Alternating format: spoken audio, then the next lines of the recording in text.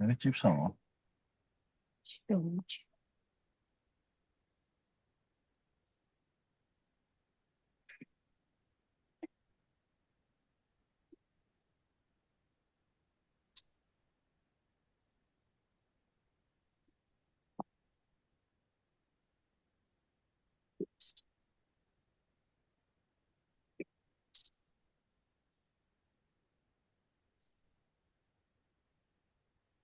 প্রিয় দর্শক, USA news online dot com অন্যতম আয়োজন ইউএসএ নিউজ অনলাইন জার্নাল আপনি স্বাগত জানাচ্ছি। আমি স্বাগত সেলিম। আজ ইউএসএ নিউজ অনলাইন জার্নালের ৬০৭তম পর্বে। এই পর্বে অটিজম বিষয়। দর্শক, আপনারা জানেন আজ বিশ্ব অটিজম সচেতনতা দিবস। এই উপলক্ষে আজকে আমাদের আয়োজন।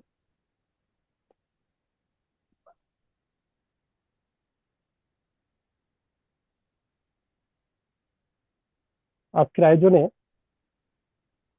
ইউএসএ নিউজ অনলাইন জার্নালের এই ৬০৭তম পর্বে অটিজম বিষয়ে আমরা বিস্তারিত কথা বলবো।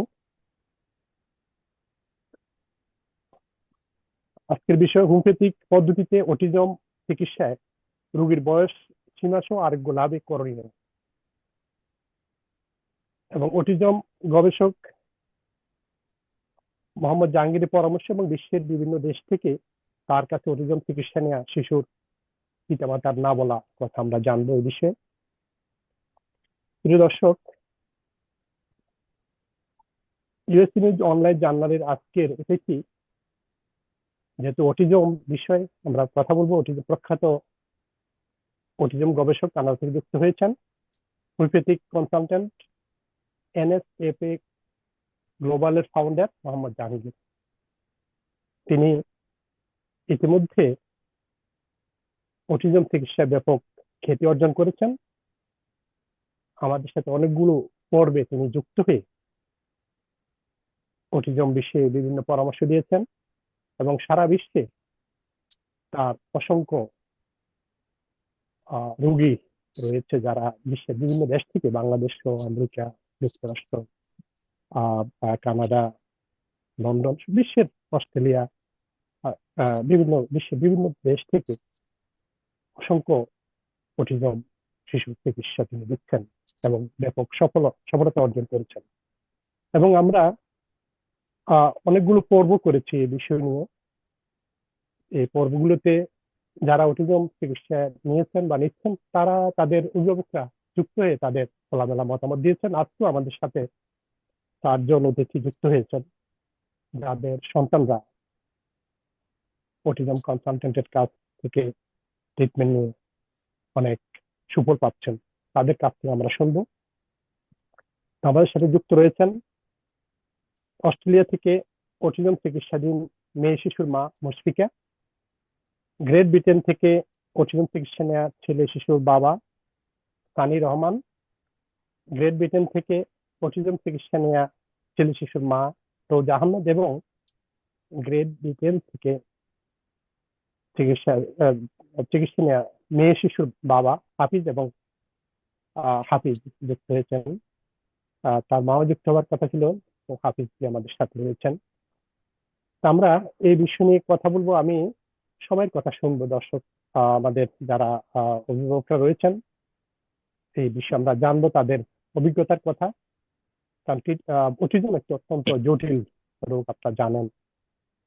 বিশ্বে এটা অনেক অনেকটা ব্যাপক আকার ধারণ করেছে। হোমিওপ্যাথিক পদ্ধতিতে অটিজম চিকিৎসা শুধুমাত্র উপসর্গ নির্ণয় যথেষ্ট কি? কারণ আমরা ইতিপূর্বে বিভিন্ন বিষয়ে নিয়ে কথা বলেছি। রোগ নির্ণয় ও চিহ্নিত উপসর্গের উপর গবেষণা, কেস স্টাডি, নানা উপাত্ত বিশ্লেষণের মাধ্যমে চিকিৎসাপত্র প্রদান ছাড়াও আরো কি কি গুরুত্বপূর্ণ করণীয়। কারণ এই বিষয়গুলো আমি যে কথাগুলো বলেছি এগুলো কিন্তু আমাদের অটিজম গবেষক মোহাম্মদ জাহাঙ্গীর এগুলো নিয়ে কাজ করেন, গবেষণা করেন দীর্ঘ সময়ে। তো অটিজম চিকিৎসা বয়সের কোনো ভূমিকা আছে কি? আজকে যে বিষয়টি আমরা অত্যন্ত গুরুত্ব সহকারে কথা বলবো, জানার চেষ্টা করবো আমাদের অটিজম গবেষকের কাছ থেকে। কোন বয়সে চিকিৎসা নেওয়া উপযুক্ত সময়? তো মানে অটিজম যখন ধরা পড়ে তখন অনেক সময় দেরি হয়ে যায়। উপযুক্ত সময়টা কখন, কোন সময় চিকিৎসা নিলে পরে 100% বা সবচেয়ে বেশি আরোগ্য লাভ করা যায়, এই বিষয়টা আমরা জানবো। এবং পিতা মাতাদের সুনির্দিষ্ট উপলব্ধিটা এবং তারা যে ট্রিটমেন্টটা নিচ্ছেন, তাদের কি বিষয়টা, তারা কি দেখছেন, সেখান থেকে তাদের অভিজ্ঞতা আমরা জানবো। অটিজম গবেষক মোহাম্মদ জাহাঙ্গীরের সাথে তাদের খোলামেলা কথা বলার আমরা চেষ্টা করবো, তাদেরকে সাথে কথা বলার চেষ্টা করব যে আরো, যদিও রোগীর মা বাবা হিসেবে কথা বলেন, আজকে একজন আহ একদম অনিয়ারে এসে অন্যান্য অভিভাবকদের উদ্দেশ্য যেন অন্যরা জানতে পারেন তাদের না বলা কথাগুলা, যাতে অন্যরা উপকৃত হয়, সে বিষয়ে আমরা জানবো। দর্শক, হোমিওপ্যাথিক পদ্ধতিতে অটিজম চিকিৎসার নানা দিক নিয়ে আমরা অনেকগুলো প্রোগ্রাম করেছি, আমি আগেই বলেছি। এর মধ্যে গত 30 সেপ্টেম্বর একটা প্রোগ্রাম আমরা করি, সেখানে একজন অভিভাবক অত্যন্ত সুন্দরভাবে বলেছিলেন, তিনি তার নিজের অভিজ্ঞতা থেকে তার সন্তানটিকে ট্রিটমেন্ট করতে গিয়ে যে অভিজ্ঞতা হয়েছে, তিনি বলেছিলেন যে অটিজম চিকিৎসা একজন ডাক্তার কতটুকু করতে পারেন আর একজন অভিভাবক কি কি করতে পারেন, তার মতে 50-50, অর্থাৎ একজন ডাক্তারের ভূমিকা এবং একজন অভিভাবকের ভূমিকা সমান সমান। যদি আপনার সন্তানটিকে অটিজম থেকে মুক্তি দিতে চান, তাকে রোগ মুক্ত করতে চান, তাহলে ডাক্তারের যেমন ভূমিকা, অভিভাবকের তেমনি সমান ভূমিকা রয়েছে। এই বিষয়গুলো আমরা আরো জানবো আজকে অতিথিদের কাছ থেকে। তো আমি সবার কথা শুনবো। প্রথমে আমরা আমাদের এই অনুষ্ঠানে অংশ নেয়া অস্ট্রেলিয়া থেকে যিনি যুক্ত হয়েছেন। এখানে অস্ট্রেলিয়াতে অনেক রাত, প্রায় 12:30টার কাছাকাছি। তো উনি অনেক কষ্ট করে আমাদের সাথে যুক্ত হয়েছেন। এই জন্য আপনাকে অনেক ধন্যবাদ। আমি প্রথমে আপনার কাছেই যাব, আপনি যদি বলেন মুশফিকা আপনি, আপনার মেয়ে শিশুটি কত বছর বয়সে কনসালটেন্ট মোহাম্মদ জাহাঙ্গীরের কাছে চিকিৎসার জন্য আপনি নিয়ে এসেছেন, চিকিৎসাটা শুরু করেছেন, আপনি একটু আমাদেরকে বলবেন? কারণ এই বয়সটি অত্যন্ত গুরুত্বপূর্ণ। আর হোমিওপ্যাথিক চিকিৎসা পদ্ধতিটি আপনি কেমন মনে করছেন, যে এই চিকিৎসাটা যে তিনি ডাক্তার আমাদের অটিজম গবেষক কনসালটেন্ট মোহাম্মদ জাহাঙ্গীর আপনাকে আপনার সন্তানটিকে যেভাবে ট্রিটমেন্টটা দিচ্ছেন, তাতে আপনি কেমন, কি অনুভব করছেন, কেমন লাগছে আপনাকে, এই বিষয়গুলো আমরা একটু জানবো। তারপর আরো কিছু কথা আপনাকে আমরা জানার চেষ্টা করবো আপনার কাছ থেকে, যদি এই বিষয়টা এবং হোমিওপ্যাথিক ট্রিটমেন্টটা আপনি কেন বেছে নিলেন। আরো তো অনেক রকমের চিকিৎসার পদ্ধতি রয়েছে বিশ্বে, তো আপনি কেন হোমিওপ্যাথিক পদ্ধতিতে এসে এবং মোহাম্মদ জাহাঙ্গীরের সাথে এই ট্রিটমেন্টে যুক্ত হয়েছেন, এই সব কিছু নিয়ে যদি একটু বলেন, তারপর আরো আমরা জানার চেষ্টা করি। অনেক ধন্যবাদ আপনাকে। প্রথমে বলি, এটা আমার সেকেন্ড চাইল্ড। তো 15 ইয়ার্স গ্যাপে হয়েছে আমার মেয়ে। তো সে তো যখন সে হয় তখন আমি হাই রিস্ক প্রেগনেন্সিতে ছিলাম। আমার আমার নিয়ারলি 40 ইয়ার্স এজ। তো সবসময় আমি ডাক্তারের সাথে যোগাযোগ করে এখানে ইয়েতে ছিলাম। তারপর আমার মেয়ে 37 উইকসে বর্ন হয়। তো হয় সবকিছুই ছিল, কিন্তু সে বেশি খেতে পারতো না। সে তার স্টোমাক ভেরি স্মল, আর আমি তাকে এক্সট্রা কেয়ারের জন্য এক্সট্রা ফুড দিতে পারতাম, কিন্তু সে নিতে পারতো না। এক্ষেত্রে তার ইমপ্রুভমেন্ট হচ্ছিল, বাট ডে বাই ডে যাচ্ছিল নর্মাল সবকিছুই, মানে সবকিছুই নর্মাল, কিন্তু আবার কিছু ক্ষেত্রে আবার ডিলে দেখা যায়, যেমন হাঁটাটা 1 সপ্তাহ ডিলে, নর্মাল বাচ্চাদের যেটা হয় সেরকম। তো তা আমি আবার এখানকার অনেক child child child take care এরা আছে, এদের সাথে এরা যখন তাকে লুক আফটার করে, ওরা বলতেছে আপনার বেবিকে এভাবে এভাবে করে খাওয়াবেন, এভাবে ইয়ে করবেন। কিন্তু আমি সেটাও ট্রাই করতেছি, কিন্তু আমার বেবি খেতে পারতো না। তো এভাবে দেখতে 15 মাসে সে টুকটাক কথা বলতো নর্মাল। আমি ট্রাই করতাম তাকে ফুডের, কিন্তু তার ফুড হ্যাবিটটা গড়ে ওঠে নাই, কিন্তু সে অল্পতেই সিক হয়ে যেত, অল্পতেই খুবই হতো, ক্র্যাঙ্কি থাকতো সে।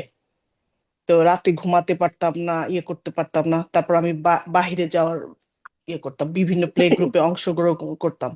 তখন দেখি আমার মেয়ে সব সব বেবিদের সাথে খেলাধুলা করে, কিন্তু তার একাগ্রত চিত্রে, কোনো হাসে না, ইয়ে করে না, চুপচাপ আর কি। তো এখানে বলে, তারপর আমি আবার দেখি যে আমার বাচ্চাটা, অন্য বাচ্চাটা সে যেরকম রেসপন্স করে, আমার মেয়েটা তেমন রেসপন্স করে না, চুপচাপ সবসময়। তো আমি এখানে আবার প্লে গ্রুপের একজন কোঅর্ডিনেট আছে, তার সাথে কথা বললাম যে আমার মেয়েটা তো কথা বলেনি এখানে। তো সে ট্রাই করতেছে যে কথা বলার জন্য, তাহলে তার ডায়াগনোসিসের জন্য। কিন্তু এখানে ডায়াগনোসিস করতে টেক টু লং, নিতে হয়। তা আমার আবার এই যে অটিজম বা ইয়া এইসব নিয়ে কোনো ধারণাই ছিল না, যে এটা যে একটা ডিজিজ বা ইয়া, আমার মাথায় নেই। কিন্তু বিভিন্ন মানুষের কাছে শুনি যে এটাও একটা সমস্যা বা ইয়া, কারণ আমার প্রথম বাচ্চাটা ছিল অন্যরকম, লাইক সে টু স্মার্ট, আর এটা টোটালি ডিফারেন্ট, জাস্ট অপোজিট। তো এরপর আমি রাত্রে আমি ঘুমাতে পারতাম না। আমি আমার হাজবেন্ডকে বলি, বল কি টেক টাইম, শিজ মানে হিজ ফাইন। কিন্তু আমি মায়ের মন তো, কিন্তু আমি ঘুমাইতে পারতাম না, চুপচাপ, কাউকে শেয়ারও করতে পারতাম না এইটা। তারপরে একদিন আমি পার্কে যাই, পার্কে যেয়ে দেখি কি আমার মেয়ে খুব হাইপার থাকে, অন্য অন্য বাচ্চাদের সাথে খেলে না, কিন্তু সে অন্যরকম বিহেভ করে। ওখানে আবার আর একটা ভাবি আসে, তার মেয়ে দেখি অন্য মানে মানে 10 ইয়ার্স তার বয়স, সে মানে অ্যাটিচিউড খুব ইয়ে। তা আমি ওইটা দেখে আমি নিজে নার্ভাস ফিল করি, আমি এখন ওখানে কেঁদেই ফেলি। তখন আমাকে বলতেছে যে হ্যাঁ, আমার মেয়ে, আমি 10 ইয়ার্স ধরে এটা নিয়ে খুব ইয়ে করতেছি, স্ট্রাগল করতেছি। তা আমি আপনার মেয়েকেও দেখলাম যে ওর মধ্যে এইটা আছে। তখন আমি মানে বললাম যে সামথিং রং। এখন এটা এর জন্য আমি আরো মোর কনসেন্ট্রেট হলাম যে ওকে তাহলে নিশ্চয়ই প্রবলেম আছে। এর জন্য আমি আবার যোগাযোগ করি বিভিন্ন জায়গায়, কিন্তু এখানে অ্যাপয়েন্টমেন্ট পেতে লং টাইম হয়। আমি আমার হাজবেন্ডের সাথেও বলি, কিন্তু আমার হাজবেন্ডও অত কেয়ার করে না, কেন না ঠিক হয়ে যাবে, ও মাত্র 22 মান্থ, 23rd মান্থ। তো এরকম করতে করতে সময় যাচ্ছিল।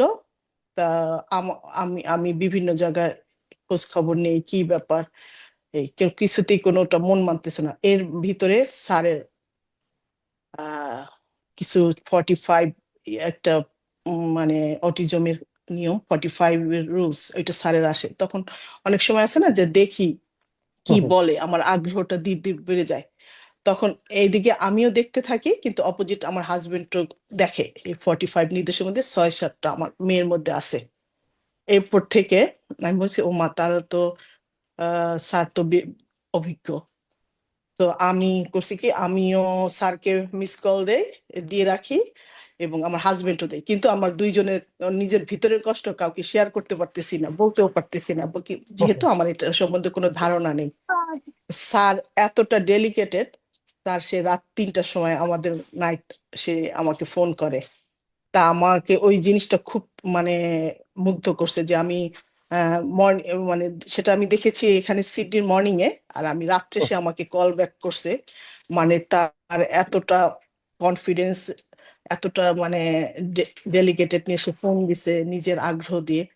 পরে আমার স্যার বললো, ঠিক আছে, আমি আপনার সাথে পরে কথা বলবো। পরের দিন মর্নিং এ আমি আবার যোগাযোগ করি। সেম টাইম আমার হাজবেন্ডের সাথেও যোগাযোগ করে, তখন দেখে যে মিলে যায় দুইজনের মধ্যে। পরে স্যার আমাদেরকে আমি মানে সব খুলে বললাম, স্যার আমার কথা শুনলেন। কিন্তু স্যারের এতটা ইয়া ছিল, কনফিডেন্স ছিল, ওই ওনার কথা শুনে আমার আমার আমি আর কোনো দিকে তাকাইনি, কোনো ট্রিটমেন্ট লাগবে বা অন্যদিকে আমি ইয়ে করিনি। স্যারের এক কথাতেই আমি আমার কনফিডেন্স ফিরে পাই, যে যেহেতু সে 45 এর মধ্যে আমার মেয়ের 6-7টা আমি খুঁজে পেয়েছি, তার মানে স্যার রিয়েলি অভিজ্ঞ। তারপর থেকে আমি উনি আমার সমস্ত বায়োডাটা, সমস্ত হিস্টোরি, আমার হাজবেন্ডের হিস্টোরি নিয়ে উনি আমার মেয়ের ট্রিটমেন্ট শুরু করেন। তারপর এই ট্রিটমেন্ট শুরু পরে স্যার খুব দ্রুত করেন। এবং আমি আবার একটু কনফিউজ ছিলাম যে এক দেশ থেকে আর এক দেশ এটা কি সম্ভব, কিন্তু আমি দেখতাম স্যার সবসময় অ্যাক্টিভ, ফোনে অ্যাক্টিভ, তারপর মেসেজে অ্যাক্টিভ।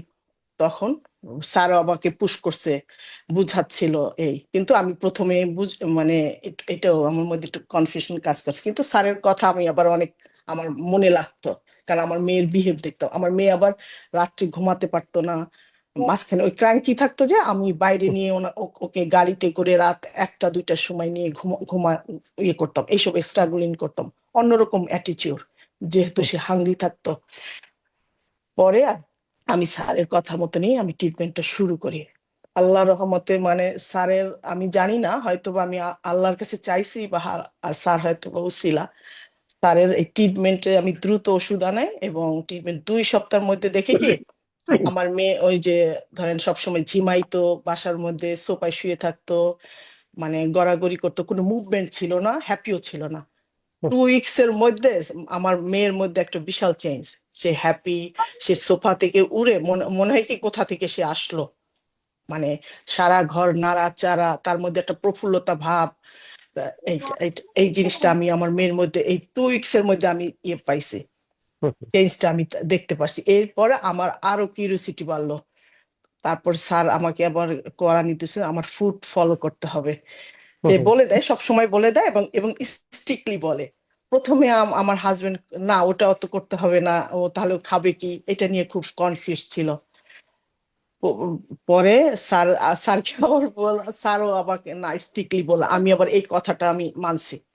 আমি যেহেতু আমি ওনার স্যার আমাকে মানে বলছে যে আমার কথা শুনতে হবে, তা আমি আবার আমার ওই জিনিসটাই আমার একদম মানে খুব ইয়ে লাগলো, সে আমার একদম ফাদারের মতন এরকম স্ট্রিক্ট, সে আমাকে করছে।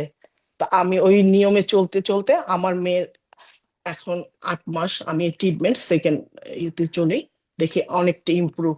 সো আমি বিভিন্ন জায়গায় প্রথমে নিয়ে নিছি, গেছি ওকে নিয়ে। তখন প্রথম প্রথম ও ততটা করতো না, কিন্তু এখন আমি ধরেন দেখি খুব দ্রুত সে মানে আল্লাহর রহমতে রিকভার বা চেঞ্জ আমি ওর মধ্যে দেখতে পাই। ও এখন ধরেন আগে যেমন কমিউনিকেশন করতো না, আই কন্টাক্টটা ছিল না, ওর মধ্যে আই কন্টাক্টটা বাড়ছে, কমিউনিকেশন বাড়ছে, ও খুব ফ্রেন্ডলি, মানুষের সাথে মিশতে মিশতে চাচ্ছে। তো আমার 8 মাসের অভিজ্ঞতায় তবে স্যার বলছে আমাদের বোধ অনেক কষ্ট করতে হবে, আমি ওনার কথাটা শুনছি এবং উনি আমাকে স্ট্রিক্টলি বলছে। এর জন্য আমি স্যারের কাছে অনেক অনেক কৃতজ্ঞ। আমি মানে এটা ভাষা বুঝাইতে পারবো না। আমার মধ্যে আরো কনফিডেন্স বেড়ে গেল যে মানে স্যার আমার মেয়েকে রিকভার করতে পারবে, এটাই। যে আপনার যে যতটুকু থ্যাংক ইউ। প্রত্যাশা ছিল যে প্রাপ্তি হ্যাঁ তার চেয়ে আমি, বেশি। হ্যাঁ বেশি, আমি আমি আমি 8 মান্থে মানে আমিও মানে স্যারের নির্দেশ অনুযায়ী শুনছি যে আমি প্রচুর আমার বাহিরে যাই, প্রচুর ওকে লুক আফটার করি। আমার মানে যেখানে যা আমি এখন আমি জব ছেড়ে দিছি, সবকিছু ছেড়ে আমি আমার মেয়েকে নিয়ে আসি। ওর ফুড ফুড চার্ট এবং ওর ওর মেডিকেশন, এভরিথিং, ওর যা যা লাগবে, এটাই। জি, অনেক অনেক ধন্যবাদ আপু আপনাকে। আমাকে এবং হ্যাঁ। আপনি তো আপনি কথা বলেন, ওনার সাথে তো কথা বলেছেন 1 to 1। আজকে যেহেতু আমরা অন ইয়ারে, সারা বিশ্বের মানুষ শুনছে আপনাকে, আমাদেরকে শুনছে। তো হ্যাঁ। অটিজম গবেষকের সাথে আপনি তো অনেক কথা বলেছেন, তার কাছে আজকে খোলামেলা কোনো প্রশ্ন আছে কিনা? এবং আর যদি সারা বিশ্বে অটিজম আক্রান্ত অনেকে রয়েছেন, আজকে অটিজম বিশ্ব অটিজম সচেতনতা দিবস, সেই দিবসটিকে সামনে রেখে আপনি কোনো পরামর্শ দিবেন কিনা আপনার অভিজ্ঞতা থেকে, যারা অটিজম আক্রান্ত সরি স্যার, তাদের অভিভাবকদের উদ্দেশ্যে? আমি কথাটা বুঝতে পারিনি, আপনি জি, কোন অ্যাঙ্গেল? আহ, মানে আপনি অটিজম গবেষকের সাথে তো আপনি 1 to 1 বিভিন্ন পরামর্শ নিচ্ছেন, আজকে খোলামেলা কোনো প্রশ্ন করবেন কিনা ওনাকে? এবং অটিজম আমি সচেতনতা যখন দিবস উপলক্ষে সারা বিশ্বের অসংখ্য মানুষ, অসংখ্য শিশুরা কিন্তু অটিজম আক্রান্ত রয়েছে, তাদের অভিভাবকদের উদ্দেশ্যে কিছু বলবেন কিনা? আমি আমি অটিজম আমার মানে ধীরে ধীরে অভিজ্ঞতার মধ্যে এটা হলো যে বাচ্চার প্রতি প্রচুর যত্নশীল হতে হবে, তার রুটিন চার্ট তৈরি করতে হবে। আপনাকে এভরিডে যেরকম গাছে পানি দিয়ে দিয়ে তাকে যত্নশীল করতে হয়, সেরকম একটা বাচ্চাকে ভাবে করতে হবে। এই, প্রচুর মানে কনসার্ট থাকতে হবে অল টাইম। জি, অনেক অনেক অনেক ধন্যবাদ আপনাকে। আহ, আহ, জনাব জাহাঙ্গীরের কাছে কোনো কিছু জানার রয়েছে কিনা আপনার? কোনো প্রশ্ন আছে কিনা ওনার কাছে? তার কাছে আমার প্রশ্ন, যে আমার মেয়ে কথা বলছে, টুকটাক সিঙ্গেল ওয়ার্ড বলছে, কিন্তু আমি এটাকে মোর মোর বাড়াতে চাচ্ছি, ধরেন 2 ওয়ার্ড, থার্ড ওয়ার্ড, মানে এইটা। তো এইটা কিভাবে কি করা যায়? এ- এ- কারণ কি আমি যেহেতু এতটা আসছি, এত কম সময়ে এই পর্যন্ত আসছি, কিন্তু এইটা আমার একটা মানে ইয়ে প্রশ্ন। জি যে আপু, অনেক অনেক অনেক ধন্যবাদ আপনাকে। আমরা আবারও আপনার কাছে আসবো সময় থাকলে পরে। আমাদের আরো হ্যাঁ, তিনজন অতিথি রয়েছেন, তাদের কথা শুনবো। তো আমি অটিজম গবেষক মোহাম্মদ জাহাঙ্গীরের কাছে এই মুশফিকা আপুর যে কথাগুলো শুনলাম আমরা, তার মেয়েটির চিকিৎসা নিয়ে আপনার, যখন তাকে নিয়েছেন কেমন ছিল বর্তমান অবস্থা, সার্বিক বিষয় যদি আপনি একটু এই বিশ্লেষণমূলক একটু বলেন আমাদেরকে, জি, এবং থ্যাংক তার ইউ। প্রশ্নের উত্তর সহ। জি। Sure, thank you. আজকে বিশ্ব অটিজম সচেতনতা দিবস। পৃথিবীর চার কোণা থেকে চারজন প্যারেন্ট এবং আপনি আমাদের মডারেটর আমরা যুক্ত হয়েছি। সবাইকে শুভেচ্ছা। সারা পৃথিবীর মা বাবা যারা শুনছে এবং যারা শুনবেন তাদেরকেও শুভেচ্ছা। And this is very important day. আজকে অনেক কথাই বলার আছে, কিন্তু let's go to the point. সেটা হচ্ছে আমাদের মিসেস মুশফিকার মেয়েটিকে আমরা পেয়েছি 2 থেকে 5 বছর এজ ব্র্যাকেটে, উইচ ইজ ভেরি ক্রুশিয়াল। আমি সব মা বাবাদেরকে এটা বলি, কারণ অনেকে আমার কাছে চিকিৎসা নিতে আসছেন, চিকিৎসা পাচ্ছেন, এবং তারা রেজাল্ট নিয়ে যাচ্ছেন, কিন্তু 2 থেকে 5 বছরের মধ্যে সবচেয়ে বেশিরভাগ 80 to 85% আমার success rate. So this is a very crucial age. আমি ওই সবাইকে বলি যে 2 থেকে 5 বছরের হলে আমি বাচ্চাদের পিছনে দৌড়াই, আর 5-এর পরে হলে বাচ্চার মা বাবাদেরকে বলি যে তোমাদের দৌড়াইতে হবে, নাহলে আমি পারবো না। ইটস ভেরি ডিফিকাল্ট, কারণ কোনো কিছুই একদম হাতের কাছে হাতের কাছে রেডিমেড নেই। It's all research based, all to be fit. এক একটা বাচ্চা, যেমন মিসেস পুষ্পিকার বাচ্চা, ভেরি কমপ্লিকেটেড। তার neuro nutritional and physical nutritional complexity was very delicate. তার একটা হচ্ছে স্বাস্থ্যগত উন্নতি হচ্ছে না ফিজিক্যালি, আরেকটি হচ্ছে স্বাস্থ্যের উন্নতি না হলে মাথার উন্নতি হবে কি করে। সো ক্রিটিক্যাল অ্যাসপেক্টটা আসলো নিউরো নিউট্রিশন। আর খুবই she was degrading at a higher rate, speed. Luckily, the age bracket was very much congenial. তো আমি তার অবস্থাটা বলছি। বাচ্চাটি মেয়ে বাচ্চা, তার আই কন্ট্যাক্ট বলতে গেলে 0 থেকে 5%-এর মধ্যে ছিল, 100-100-র মধ্যে, বা ইভেন বলতে গেলে শূন্য। আজকে সেটা 8 মাস চিকিৎসার পরে 45 to 50%-এ এসে দাঁড়িয়েছে, which is a great development. আমার টার্গেট হচ্ছে 70 to 85%। হিউম্যান ইমোশনস, আদর মায়া, এটা বলতে গেলে একদমই ছিল না। She was inert. সে এখন শতকরা 60 ভাগের উপরে ইমোশনাল হচ্ছে, বাবার সাথে, মায়ের সাথে, পরিবেশের সাথে। ক্রাঙ্কিনেস ছিল 100-র মধ্যে 100, সেটা আজকে 50% ইমপ্রুভ করেছে অর মোর। বাইরে পছন্দ করতো না যেতে, সেটা হচ্ছে সে এখন শতকরা 50 ভাগের বেশি সময় বাইরে যেতে পছন্দ করে। ঘুম ছিল শতকরা 10 ভাগেরও কম, একটা স্ট্যান্ডার্ড টিপিক্যাল চাইল্ডের, সেইটা এখন 50%-এর উপর ইমপ্রুভ করেছে। বিহেভিয়ারাল ইস্যু খুবই খুবই একদম লোয়েস্ট স্ট্রাটাতে ছিল, সেটা এখন 50%-এর উপরে মা বাবার রিপোর্ট। লার্নিং ক্যাপাসিটি 40% রয়েছে। আর একটা জিনিস তার ছিল, যেটা হচ্ছে সে পানি ব্যবহার করতে পারতো, গোসল করতে পছন্দ করতো না। Now this is a fundamental instinctual issue, যেটা আমরা হোমিওপ্যাথিতে অনেক অনেক বিষয়ে, যেমন এই একটা জিনিস ফান্ডামেন্টাল ক্যান চেঞ্জ। তো সেটাই আমি প্রথমে শতকরা 100 ভাগ ফিরিয়ে এনেছি। আমি বলতে সমস্ত সরকার, মা প্রচণ্ডভাবে চেষ্টা করেছে। My hats up to this mother, so dedicated. আমার যতগুলি বাচ্চারা ভালো করছে তাদের মা বাবাদের ডেডিকেশন। এই চারজন বাবা এখানে, এই এটা চারজন হ্যাঁ, এই চারজন মা বাবা প্লাস আরো 31 জন মা বাবাকে আপনি সামনে এনেছেন, জি। And they are so dedicated. তাদের ডেডিকেশনটাই হচ্ছে প্রিন্সিপাল কনসার্ন। যা বলি শোনে, আর আমি রাগারাগি করি তো সেটাও তারা শোনে। আবার আমার উপরে অনেকে রেগে যায়, তো করার কিছু নেই। তো যাই হোক, দি হোল ইস্যু ইজ, আজকের দিনে আর একটা কথা আপনাকে বলি, আগামী এই 4 জন মা বাবাকেই আগামী বৎসর অটিজম ডেতে আবার প্রেজেন্ট করবেন আপনি। ইনশাল্লাহ। তাতে করে আপনারা আগে আগে 31 জন চলে গেছে, আমরা ব্লাইন্ডেড টেস্ট করেছি, যে একজনকে করে ছেড়ে দিয়েছি, এখন কি অবস্থা কেউ জানে না, তারা ভালো আছে কি মন্দ আছে। কিন্তু এই 4 জন মা বাবাকে আমরা ট্রেস করব, এবং এদের এজ ব্র্যাকেট 2 to 5 প্রত্যেকটাই, এবং প্রত্যেকটাই আমার নিজের এক্সপেকটেশনের চেয়ে ভালো করছে। তো আমি একটা এন্ড টার্গেট করেছি, and I will show you all this features. আর যেটা হচ্ছে, সব মা বাবাদেরকে একটাই কথাই বলি, যে আপনারা অ্যাওয়্যার হন। আজকে ওয়ার্ল্ড অ্যাওয়ারনেস ডে।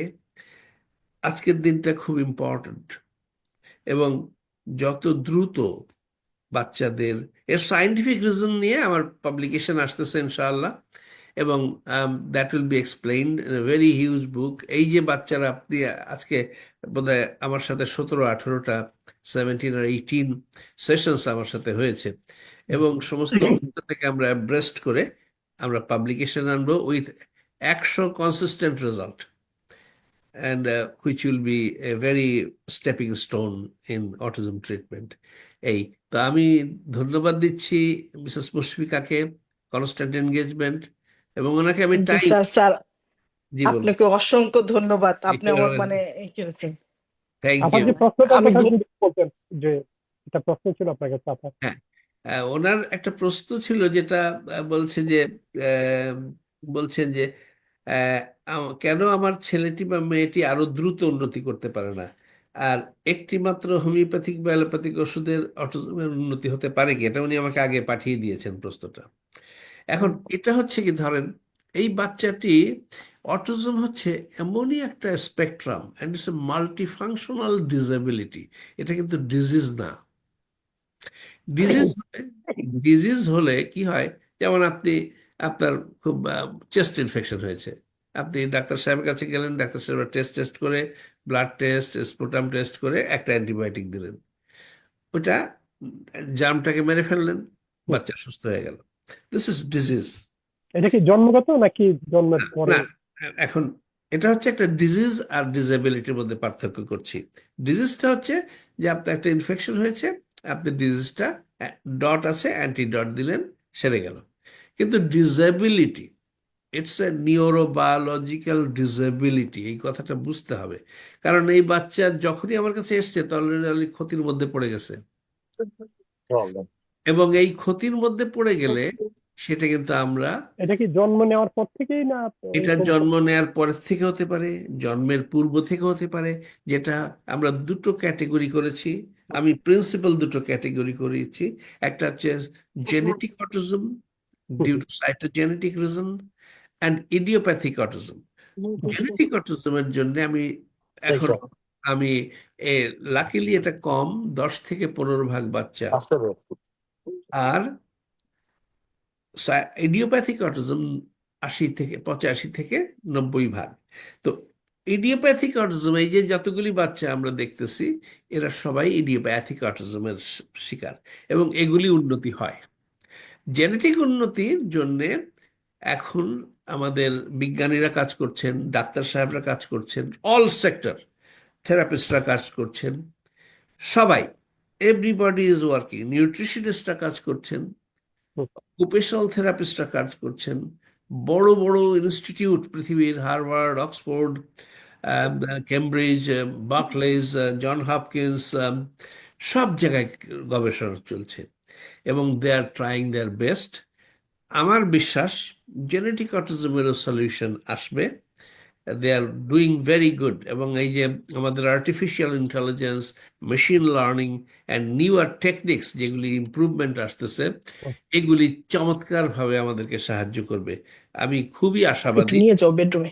সেগুলি কিন্তু আমাদের অটিজমকে, পার্টিকুলারলি জেনেটিক অটিজম, এখন ইডিওপ্যাথিক অটিজমের অনেক ট্রিটমেন্টের প্রচেষ্টাও চলছে।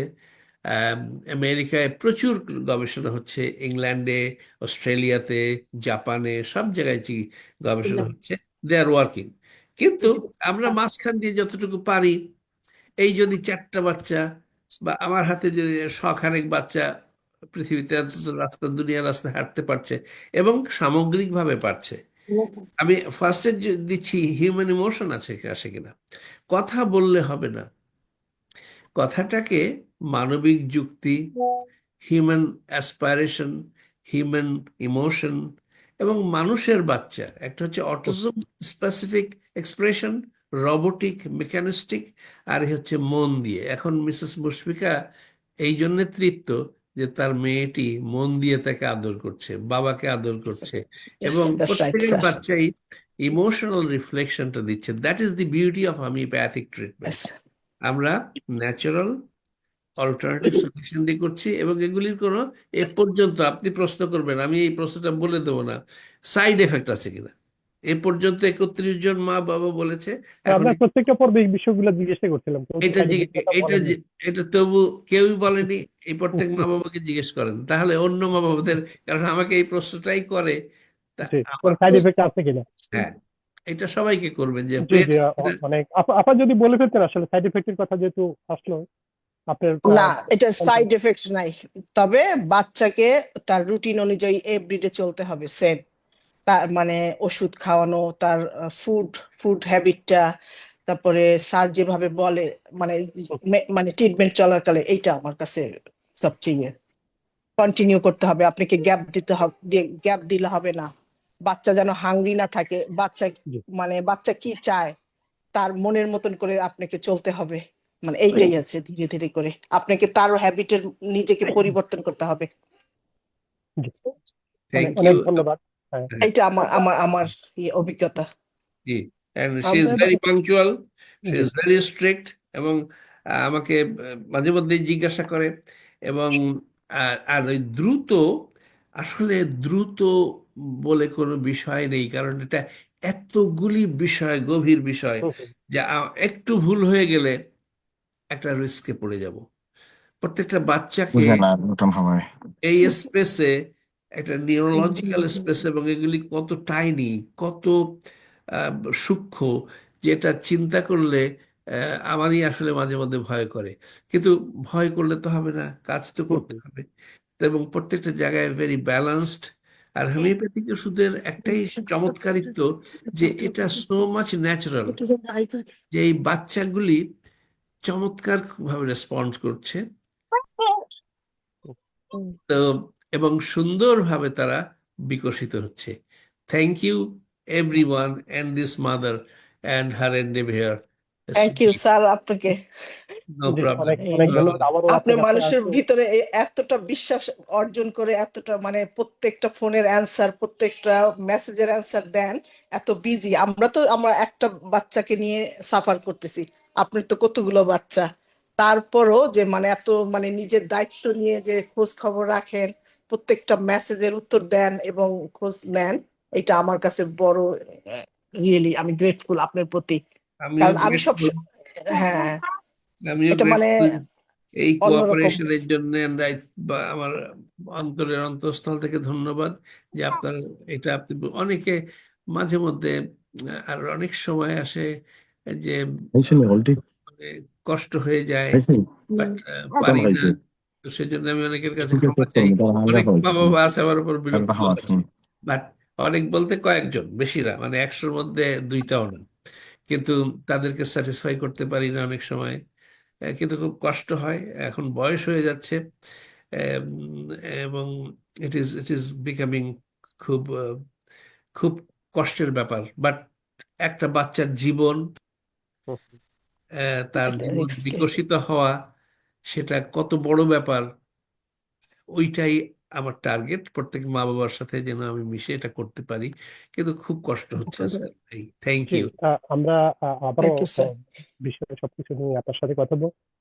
জনাব জাহাঙ্গীর কাছে আমি একটা প্রশ্ন করে রাখি, যেহেতু আপা কথাটা বললেন যে একজন অটিজম শিশুর যেমন ট্রিটমেন্টের দরকার, তার অনেক কিছু একজন অভিভাবক এবং ডাক্তার দুজনেরই সমান ভূমিকার কথা বলা হচ্ছে। তো সেক্ষেত্রে যারা অভিভাবক রয়েছেন পিতামাতাদের জন্য আসলে তাদের জন্য কোনো গাইডলাইন বা তাদেরকে কোনো কাউন্সেলিং এর প্রয়োজন রয়েছে কিনা সেটা আপনি সবশেষে বলবেন। হ্যাঁ, আমি বলবো। এখন গ্রেট ব্রিটেন থেকে একটু ঘুরে আসি। গ্রেট ব্রিটেনে আমাদের সাথে যে 3 জন রয়েছেন আমি প্রথমে সানি রহমানের কাছে যাব গ্রেট ব্রিটেনে। সানি রহমান, আপনি যদি বলেন আমাদের একই প্রশ্ন, Good evening. ঠিক আপনি যে কথাগুলো বলেছেন, যে প্রশ্নগুলো ওনাকে রেখেছিলাম, সেই বিষয়গুলি নিয়ে যদি আপনি বলতেন যে আপনি আপনার যে ছেলেটি কখন অটিজমটা জানতে পেরেছিলেন, তার অটিজম সমস্যা রয়েছে, এবং কখন আমাদের অটিজম গবেষকের সাথে আপনার ঠিক যোগাযোগ হলো, এবং কখন তার বয়সটি তখন কত ছিল যখন ট্রিটমেন্টটা শুরু করেন, এবং আর এর আগে কোনো অন্য পদ্ধতি বা অন্য ট্রিটমেন্ট নিয়েছিলেন কিনা, এবং এপিওপ্যাথিকে কেন বেছে নিলেন সেই বিষয়টা যদি বলেন, জনাব Sunny Rahman. Assalamu alaikum. And first of all, আমি thank you জানাই ডক্টর জাহাঙ্গীর সাহেবকে। বেসিকলি আমি যখন স্টার্ট করি তখন আমার ছেলের বয়স ছিল 5 years old. Same problem previous sister just mentioned about things. Basically ও রাত্রে ঘুমাইতো না, আর খানার মধ্যে ওর অনেক প্রবলেম হইতো, অ্যান্ড অ্যালার্জিক রিয়াকশন হয়ে যেত খানি পরে। অনেক খানি আছে, ওটা বালা পায় না, ওটা। এর বাদে আমি যখন আমি অনেক রিসার্চ করছি, আমি উমরাত গেছি, আয়ুর্বেদিক করছি, সবটা করছি, nothing worked. So I was just দেন আমি একটা অ্যাড দেখছি এইরকম, আপনাদের কথা দেখছি ফেসবুকের মধ্যে দেখে আমি আমার ওয়াইফের সাথে ডিসকাস করার বাদে আমার ওয়াইফে কইরা ইনোর মাঝে everything looks genuine, we can give it A try. So আমি ডাক্তার সাহেবরে একটা মেসেজ রাখার বাদে উনি রিপ্লাই আসছে যে এখন কথা বলতে পারবো না, পরে কথা বলি, or something like that. I don't exactly remember why it was. পরে আমি আবার উনারে ট্রাই করার বাদে উনি তখনও বাক করছেন না, পরে আমার কল বাক করিয়া কইছেন আপনার নাম কি, আমার সব ডিটেলস নাম নিছেন, আর বলছেন যে আমি ওই টাইমে 2 দিন পরে আমি আপনাকে ওই টাইমে ফোন করবো, আপনি you make sure you answer your phone and you have all my answers ready. So উনি আমাকে একটা লিস্ট দিছিলেন, লিস্টের মধ্যে কি টেক্সটের মধ্যে দিয়ে লিস্ট দিচ্ছেন যে এই আনসার গুলো আমি চাই আপনার কাছ থেকে। আমার ফুল হিস্ট্রি নিছেন উনি। ফুল হিস্ট্রি নেওয়ার পরে আমি ফুল হিস্ট্রি রেডি রাখার পরে আমার ওয়াইফের সাথে উনি কথা বলছেন, আমার সাথে কথা বলছেন। ফুল ফ্যামিলি হিস্ট্রি নেওয়ার পরে উনি বলছেন ওকে আমি মেডিসিন প্রেসক্রাইব করবো আরো 2 years পরে। সো উনি আরেকটা জিনিস উনি মেনশন করছেন ডক্টর সাহেব, যে আপনার তো ছেলের বয়স 5 বছর হয়ে গেছে, এখন তো it's going to be too hard for me to do something. And I said please do something, and then he said okay inshallah let me give it a try. So then after 2 weeks বাদে আমার medicine আসার পরে আমি 2 weeks continue খাবাইছি। 2 weeks continue খাবানোর পরে school তো একটা call আসছে, school থেকে একটা কল আসছে, তখন আমি অনেক নার্ভাস হয়ে গেছিলাম।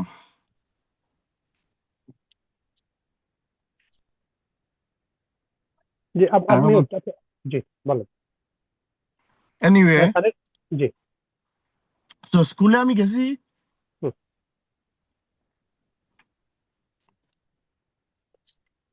সানি রহমান আপনার ফোনটা আনমিউট হয়ে গেল, মিউট করেন, মিউট ওকে করে আছে। জি ওকে স্কুলে আমি গেছি, যাওয়ার বাদে স্কুলের টিচার আমার বলছে ওর মধ্যে অনেক চেঞ্জেস দেখতে পাইতেছি। তো I was very দেখো excited, না, very ফিটারটা দাও happy. না ওকে, আমি লাইনে। ফিটার দাও। Hello? জি শোনা যাচ্ছে। Hi, can you hear me? Yes. জি হ্যাঁ, আচ্ছা, যখন আমি স্কুলে গেছি, স্কুলে যাওয়ার পরে অনেক দুইজন টিচার আমার সঙ্গে বসছে, বসে বলছে ওর মধ্যে অনেক চেঞ্জেস আছে, ও এখন আমাদেরকে লিসেন করে, কনসেন্ট্রেট করে, সবকিছু করে। তো আমি সঙ্গে সঙ্গে ডাক্তার সাহেবের ফোন দিছি, তো উনি বলছে that's a good result. I didn't expect that from him within 2 weeks, but ইনশাআল্লাহ আপনার ছেলেটা অনেক ব্রাইট, 2 weeks এর মধ্যে অনেক ইমপ্রুভ হয়ে গেছে। So I was really happy and I was over the moon. I didn't know what to do. That's right. So I was over the moon. I didn't know what to do. I was really, really happy.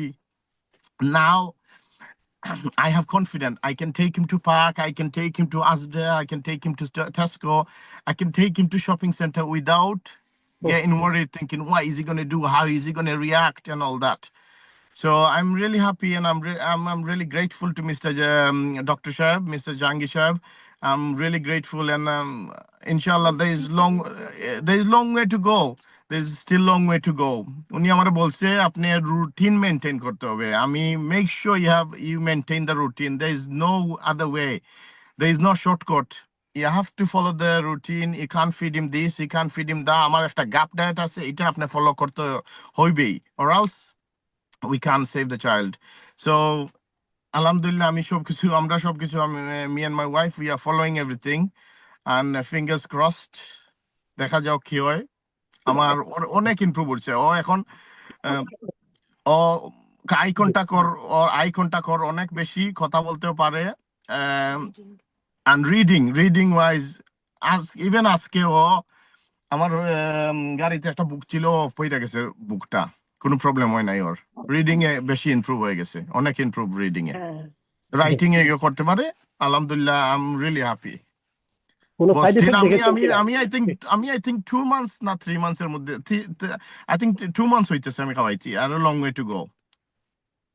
ঠিক। কোনো side effect দেখেছেন কিনা? আলহামদুলিল্লাহ, কোনো side effect আজ পর্যন্ত পাই নাই। তো সাইড এফেক্ট তো আমি পাই নাই। আমি ডক্টর সাহেবকে আরেকটা জিনিস কোয়েশ্চন করছিলাম, যে সঙ্গে সঙ্গে আমি করছিলাম, ডক্টর সাহেব এটার কোনো সাইড এফেক্ট আসেনি? উনি বলছেন নিঃসন্দেহে কোনো সাইড এফেক্ট নাই, হোমিওপ্যাথিকের কোনো সাইড এফেক্ট নাই।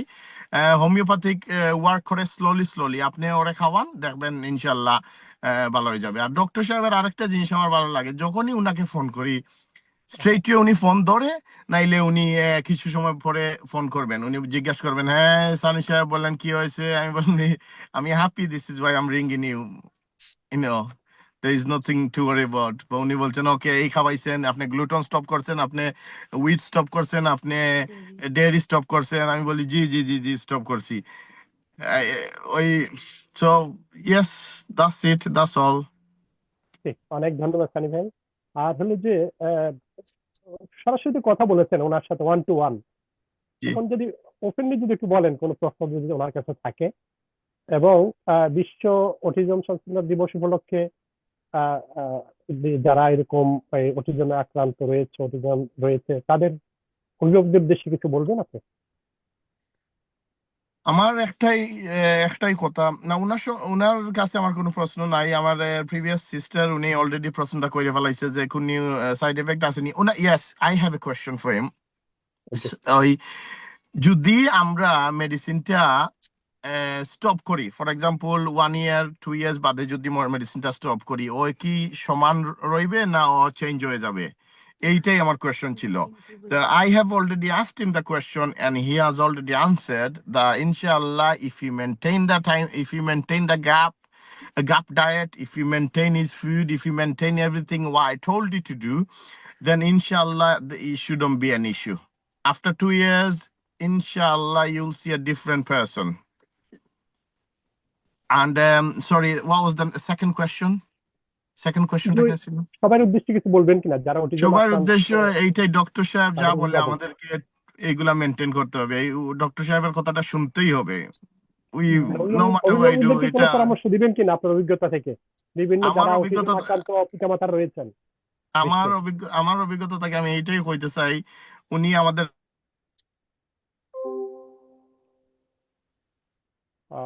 সানি রহমান একটু ডিসকানেক্ট হয়ে গেছেন, আবারও আপনাকে চাইবো। আচ্ছা। জনাব জাহাঙ্গীর, আপনি যদি তার কথা হ্যাঁ, শুনলেন, শিশুদের হ্যাঁ, জি, ট্রিটমেন্টের কথা আপনি সব জানেন, তারপরও ওভারঅল যদি আবার একটু আমাদেরকে sure, জানাতেন। sure. Thank you.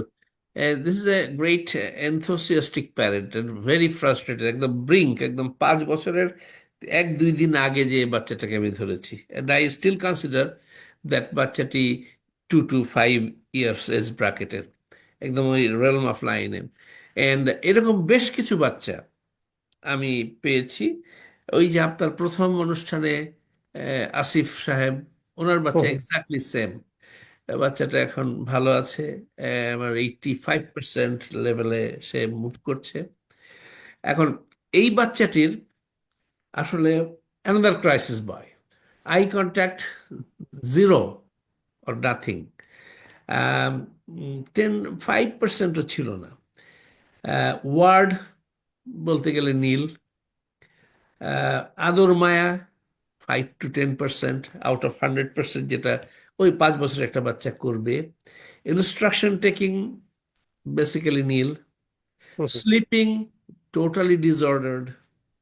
Learning capacity 5 to 10%। Learning ability অর্থাৎ অটিজমের আর একটা meaning, the meaning of autism is learning disability. আমাদের ব্রেইনকে, শিশুদের ব্রেইনকে হুম, হুম। লার্নিং ডিসেবল করে দিচ্ছে কনস্ট্যান্টলি। সেইটা ছিল একদম বিলো, যেটা এখন আমার বিশ্বাস it has come back to about 60% এই 3 মাসের ট্রিটমেন্টে। আমি একটু মার্কটা কম দিয়ে রেখেছি, 14 হুম, দিয়েছি ওনাকে, কারণ আই ওয়ান্ট টু। আর যেটা হচ্ছে আহ, বাচ্চাটিরও পানি সংক্রান্ত প্রবলেম ছিল, যেটা আমি এখন হি ইজ ফুললি রিকভার্ড। পানি সংক্রান্ত প্রবলেমটা কি ছিল?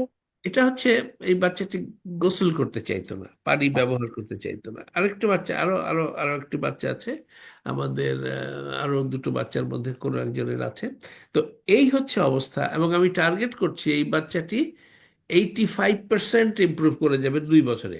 আরেকটি প্রশ্ন যেটা হচ্ছে, সব মা বাবার এটাই আশঙ্কা যে আমার বাচ্চাটা ব্যাক করে যাবে কিনা অটিজমে। এখন human brain is a very complex system. আমরা খুব ক্যাটেগরিক্যালি, এত ডিটেলসে আমি কাজ করতে হয় আমাকে, আই হুম, ডোন্ট নো যে সেটা কিভাবে হয়, বাট হয়, যে জন্য বাচ্চাগুলি ভালো হচ্ছে। এবং হোমিওপ্যাথি পদ্ধতির এটা হচ্ছে সবচাইতে আশ্চর্যজনক যে হিউম্যান ডেভেলপমেন্ট, ন্যাচারাল ডেভেলপমেন্ট। অন্যান্য বিষয়ের আমি সবাইকে আই রিয়েলি নিড, কারণ আমাদের ফিজিও, বিহেভিয়ার থেরাপিস্টরা, অকুপেশনাল থেরাপিস্টরা, নিউট্রিশনিস্টরা চমৎকার কাজ করছেন, they are doing fantastic. Without their support basically, যেখানে হোমিওপ্যাথি পৌঁছাতে পারতেছে না সেখানে তো ওই ওই বেচারারাই আছে, they are giving this support. Hmm, They are doing a fantastic job. I need their support and blessings because এখন এই বাচ্চাগুলি যারা লার্নিং এবিলিটিটা ফেরত পাচ্ছে, আমি একটা মার্কার, দুটো মার্কার ব্যবহার করি। একটা হচ্ছে লার্নিং এবিলিটি মার্কার, আর একটা হচ্ছে লাইফ স্কিলস মার্কার। এগুলি সব পাবলিকেশনে আসবে, এবং প্রত্যেকটা বাচ্চা, এই বাচ্চাগুলির ফিচারগুলি ওইখানে একটা মার্কারের কাটা, যারা 5%-এ ছিল আমার চিকিৎসা শেষে যারা 85% অ্যাকোয়ার করছে, তারা they will secure a very good standing in fighting autism. এবং এই প্রশ্নটা সবচেয়ে যে কেন পার্মানেন্ট হওয়ার একটা ব্যাপার হচ্ছে, সবাইকে বলি যে একটা গাছ আপনি লাগালেন, একজন চাষি যখন জমি চাষ করে, এই যে আমরা মা বাবারা, আমি এক চাষি, এই বাচ্চাটার যে নিউরোলজিক্যাল স্পেসে আমরা প্রথমে চাষ করি, ডিটক্সিফাই করি, পরিষ্কার করি, খুব দ্রুত করতে হয়, অনেক সময় দ্রুত হয়, যার ভেতরে ক্ষতি বেশি হয়ে যায়। খেয়াল করবেন, হুম, এগুলি কিন্তু এগুলি কিন্তু ড্রিম। এই যে বাচ্চাগুলি, এই 4টা বাচ্চা যা করেছে, আমি এই জন্যই 4জন বাচ্চাকে এনেছি, রিকোয়েস্ট করেছি বাবা মাকে, তোমরা এসে বলো, প্রশ্ন করো please, this is very important. কারণ এইটা না শেয়ার করলে, এই অভিজ্ঞতা না শেয়ার করলে বাবা মারা জানতে পারবে না। তো মাটিটা যখন আমরা চাষ করলাম, তখন আমরা বীজটা বুনলাম, বীজটা বুনে কিন্তু চাষি যিনি চাষ করেন তিনি কিন্তু বসে থাকেন না, ওই ক্ষেতের চারপাশে ইন্সপেক্ট করতে থাকেন, ঘুরতে থাকেন, দেখতে থাকেন, একটু পানি হলো, একটু আগাছা হলো, হুম, সরিয়ে দিল, ওষুধ দিল, কীটনাশক দিল, পানি দিল। তারপরেও সে বসে না, ভালোভাবে পানি জমে গাছের গোছা যখন মোটা হলো, তখন হুম, সে যে বট গাছের নিচে বাঁশি বাজায়, না আমার এখন ফলন হবে। তো ওই জায়গাটায় রিচ করার জন্য বাচ্চার মা বাবাদেরকে অপেক্ষা করতে হবে, সময় দিতে হবে। একটা নতুন আগাছার মধ্যে নতুন কুঁড়ি জন্মেছে, সো সেটাকে পরিপুষ্ট করা পর্যন্ত অপেক্ষা করতে হবে। That is risk involve.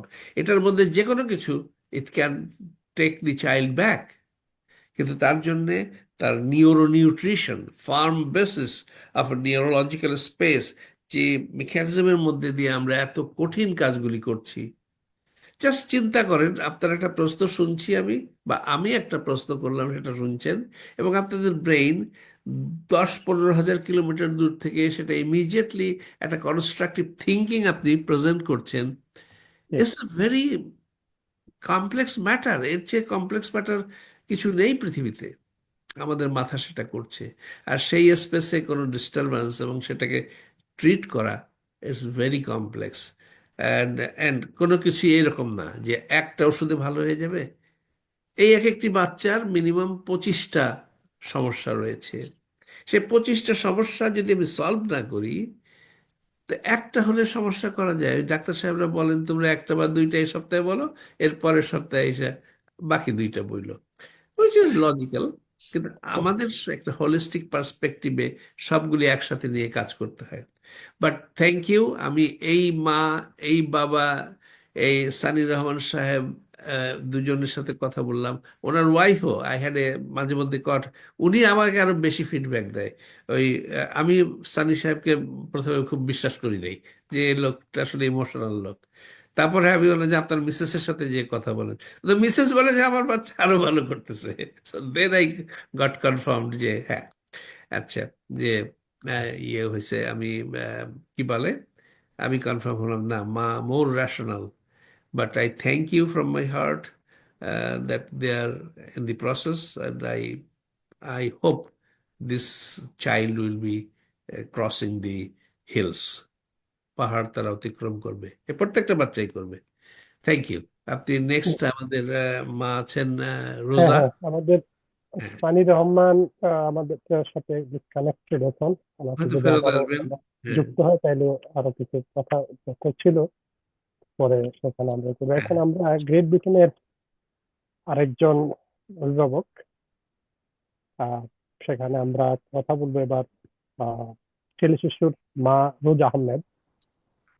রোজা আহমেদ, আপনি যদি ওই যে প্রশ্ন, একই প্রশ্ন বিষয় আমাদের, তো আসলে অটিজমের যে সমস্যাগুলো প্রায় সবাই সব একরকমই, আহ বেশিটা হয়তো বেশ কম হয় না। তো আপনারও একই প্রশ্ন যে আপনার শিশুটি কখন জানলেন যে তার অটিজম হয়েছে, বা অটিজমের এই সিমটম গুলা বোঝার পরে আপনি তখন কি করলেন, কোথাও ট্রিটমেন্ট নিয়েছেন কিনা, এবং আহ অন্যান্য ট্রিটমেন্টের কোনো রেজাল্ট আসলে তখন পেয়েছিলেন কিনা, এবং দিকটা কেন বেছে নিলেন, এবং জনাব জাহাঙ্গীরের সাথে কিভাবে সম্পৃক্ত হলেন, এবং ট্রিটমেন্ট নেওয়ার পর আপনার সর্বশেষ অবস্থা যদি একটু বলেন, এবং সেখানে কোনো সাইড সাইড এফেক্ট দেখতে পেয়েছেন কিনা। রোজা আহমেদ। জি, আসসালামু আলাইকুম। আমাকে কি শুনতে পাচ্ছেন ভালোভাবে? জি, জি, হ্যাঁ, শোনা যাচ্ছে। জি, আসলে এই ব্যাপারে আমার অভিজ্ঞতা বা আপনাদেরকে যেটা আমি জানাবো এটা অত্যন্ত ভয়ঙ্কর আমার জন্য। আর এ- এই যে আঙ্কেলের সাথে, মানে স্যারকে আমি আঙ্কেল বলি, আঙ্কেলের সাথে যে আমার যোগাযোগ বা সামনের দিকে এগিয়ে যাওয়াটা, এটা একটু নাটকীয় আমার জন্য। জি, সেটা হচ্ছে আমি প্রথম যখন আমি যেটা, এটা আমার প্রথম বাচ্চা। তো প্রথম মা বাবা যারা হয় তারা সব বিষয়ে একটু অভিজ্ঞতাহীন হয় বা একটু জটিলতায় ভোগে, এটাই স্বাভাবিক। তো হুম, আমরাও এরকম ওকে নিয়ে এই জটিলতাগুলো ফেস করতেছিলাম। আহ, যারা মুরব্বী পাশে ছিল তারা বলতেছিল যে আসলে আমার বাচ্চার মধ্যে ওরকম দেখানিও কিছু প্রথমের দিকে আমরা বুঝতে পারি নাই, কারণ ও সুস্থ স্বাভাবিক বাচ্চা ছিল সব দিক থেকে।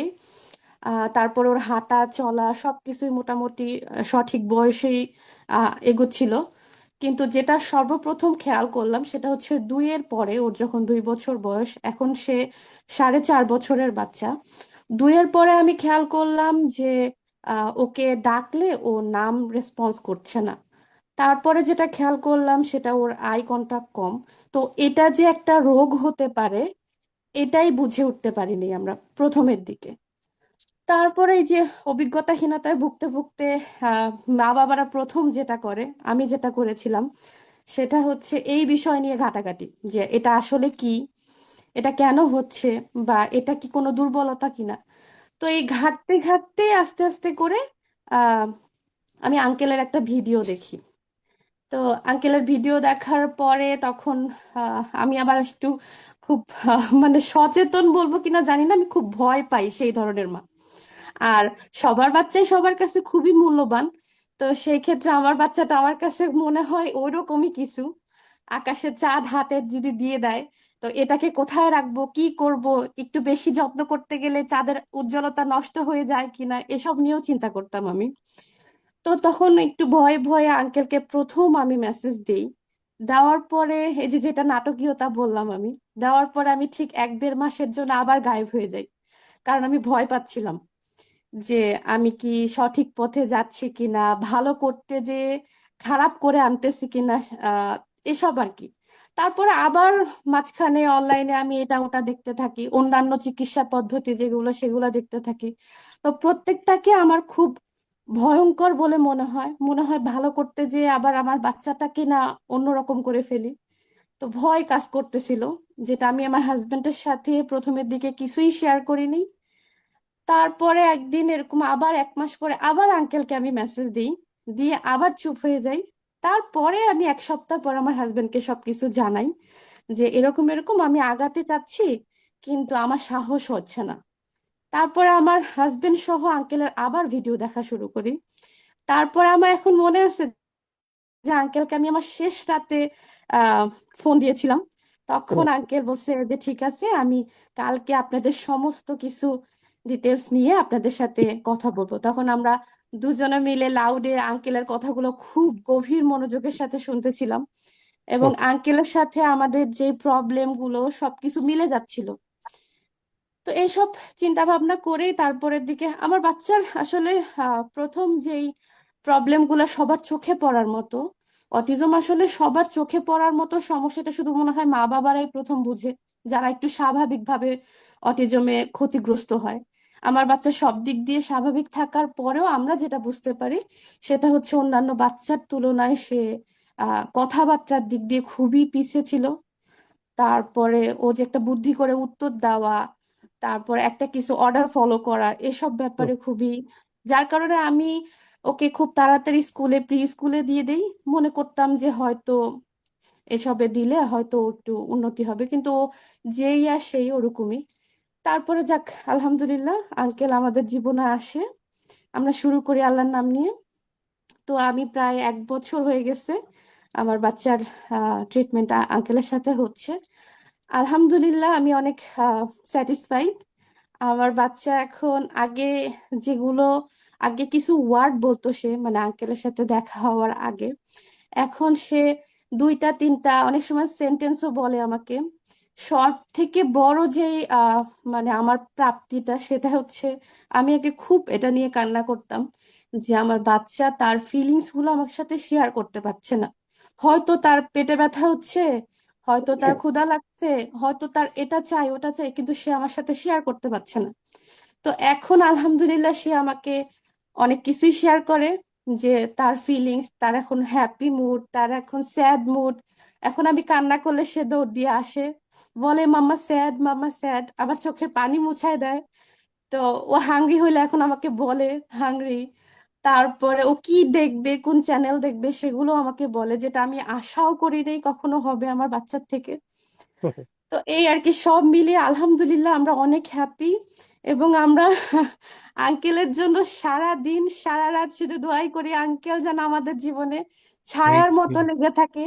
যতদিন আমার ছেলে সম্পূর্ণভাবে সুস্থ না হয় ততদিন আপনি আমাদের উপরে থাকবেন ইনশাল্লাহ। থ্যাংক আপনাকে ইউ। আল্লাহ সুস্থ রাখুক সবকিছুতেই। এই আর কি। তো মানে এই আপনার আর কি। যদ্দূর প্রত্যাশা ছিল তার চেয়ে বেশি প্রাপ্তি। জি জি, আলহামদুলিল্লাহ যা প্রত্যাশা ছিল তার থেকে বেশি হচ্ছে, ইনশাল্লাহ আরো বেশি হবে। আর কোনো সাইড এফেক্ট দেখেছিলেন কিনা কোনো না, ওষুধে কোনো আসলে মূলত এই সাইড এফেক্টের বেশি এই ঝোঁকটা, মানে আঙ্কেলের উপর আমাদের যে ঝোঁকটা কাজ করছে সেটার মূল কারণ হচ্ছে এই সাইড এফেক্ট। যখন বুঝতে পারছি যে এটার কোনো সাইড এফেক্ট হবে না, সেক্ষেত্রে আমরা এই জিনিসটার উপরে আরো বেশি আগ্রহ দেখাইছি আর কি। তোমার কাছে কোনো প্রশ্ন আছে কিনা আপনার সরাসরি কোনো, যদিও আগে অনেক প্রশ্ন প্রশ্ন করেছেন তো ওয়ান আমি টু ওয়ান। আঙ্কেলকে তো সারাদিনই প্রশ্নের উপরেই মনে হয় আমি একটু বেশি জ্বালাই আঙ্কেলকে। তো আমার প্রশ্ন হচ্ছে, আমাদের প্রথমে যে বোন আর যে ভাই করে গেছে আসলে ওইটাই আমাদের বাবা মার মনে যেই ভয়টা, সেটা হচ্ছে এই যে জিনিসটা, এটা তো আলহামদুলিল্লাহ অনেক বেশি ভালোর দিকে যাচ্ছে। এটা কি ভবিষ্যতে আবার দেখা দিবে কিনা, বা এটা পুরোপুরি ভালো হবে কিনা, এরকম কিছুই জানতে চাচ্ছি। আর নতুন বাবা মা যাদের উদ্দেশ্যে আমি কিছু বলতে চাচ্ছি জি সেটা জি। হচ্ছে, আমরা আসলে এসব ব্যাপারে আহ মানে মানতে আর কি, যে আমাদের সন্তানদের এই জিনিসটা আছে, এটা মানতে অনেক দেরি করে ফেলি, বুঝতে অনেক দেরি করে ফেলি। যেটা সময় থাকতে সঠিক চিকিৎসার দরকার, যেটা এখন আমি বুঝতে পারছি। কারণ আমি 3.5 বছরে শুরু করি, এখন আমি মাঝে মাঝে ফিল করি যে আমার 2-2.5 বছর থেকে শুরু করা উচিত ছিল। রাইট। তো সময় থাকতে সঠিক ব্যবস্থা করা উচিত। আসলে যেই যে আঙ্কেল বললো, যেই ফলে যেভাবে বীজ ঢালতে হয় বা যেই টাইমে যেই ফলন দরকার, তো আমাদের সময় অনুযায়ী সিদ্ধান্ত নিতে যাতে আমরা না ভুগি, দ্রুত এই ব্যাপারে সিদ্ধান্ত নেওয়া উচিত। আর এই তো আর কি, আমরা জি, চাই যে হ্যাঁ, অনেক অনেক অনেক সঠিক সময় ধন্যবাদ সঠিক আপনাকে।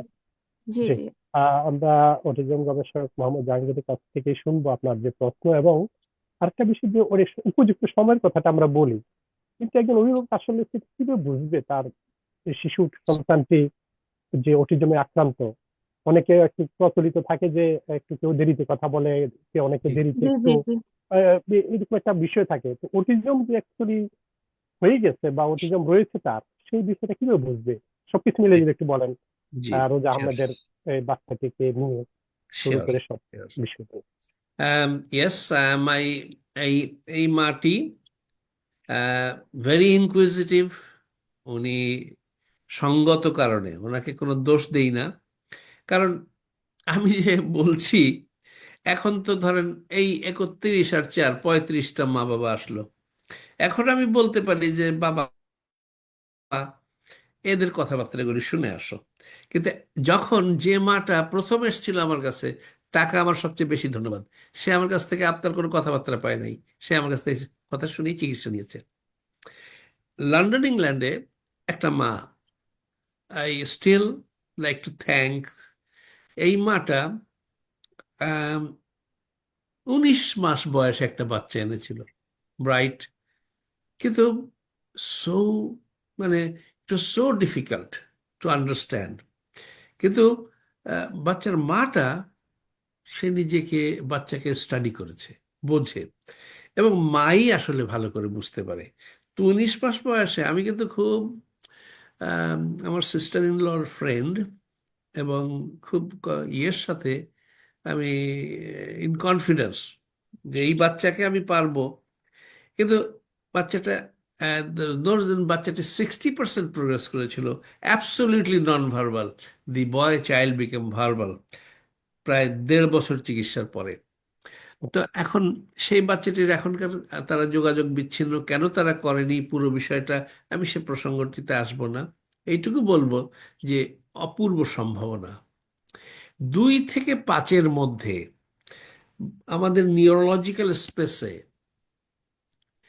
ডেভেলপমেন্ট ঘটে, নিউরোবায়োলজিক্যাল ডেভেলপমেন্ট। আপনি যদি গুগলকে জিজ্ঞেস করেন যে how much percentage of a child's brain structurally develops by the age of 5, Google আপনাকে বলে দেবে মোস্ট রিসার্চ বলছে এটা 90% আর মোর। এখন আমার কাছে এই বিষয়টা খুব ইম্পর্টেন্ট মনে হয়েছে, যে যদি 90% তৈরি হয়ে যায় স্ট্রাকচারালি, তাহলে বাকি থাকে আর কতটুকু?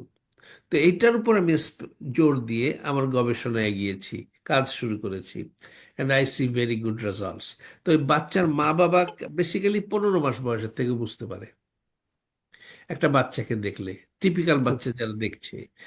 এবং তারপরে আজকাল তো অনেক কিছু এসছে প্রত্যেক মা বাবার।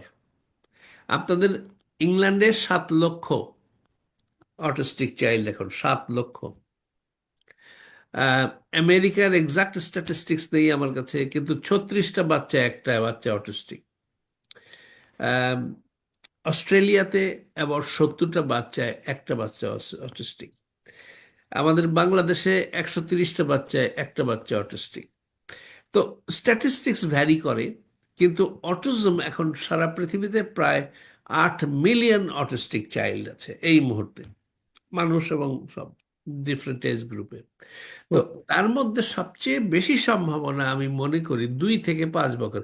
এবং এটা বিহেভিয়ার থেরাপিস্টরাও, ডাক্তার সাহেবরাও, সাইকোলজিস্টরাও, নিউরোলজিস্টরাও, তারাও এই বিষয়টিকে আর্লি ইন্টারভেনশন স্ট্র্যাটেজি ওনাদের আছে এবং চমৎকার। যত দ্রুত এটা করা যায় তত দ্রুত এটার উন্নতি সম্ভব। 5-এর পরে যেমন এই যে গতবার 30শে সেপ্টেম্বরে যেটা আমরা করেছিলাম জি। রুহুল আমিন সাহেবের এই বাচ্চাটি হুম। লন্ডন ক্যামব্রিজ টাউনে, ওই বাচ্চাটি আম, আপনার 7 বছর পরেও চমৎকার রেজাল্ট করেছে।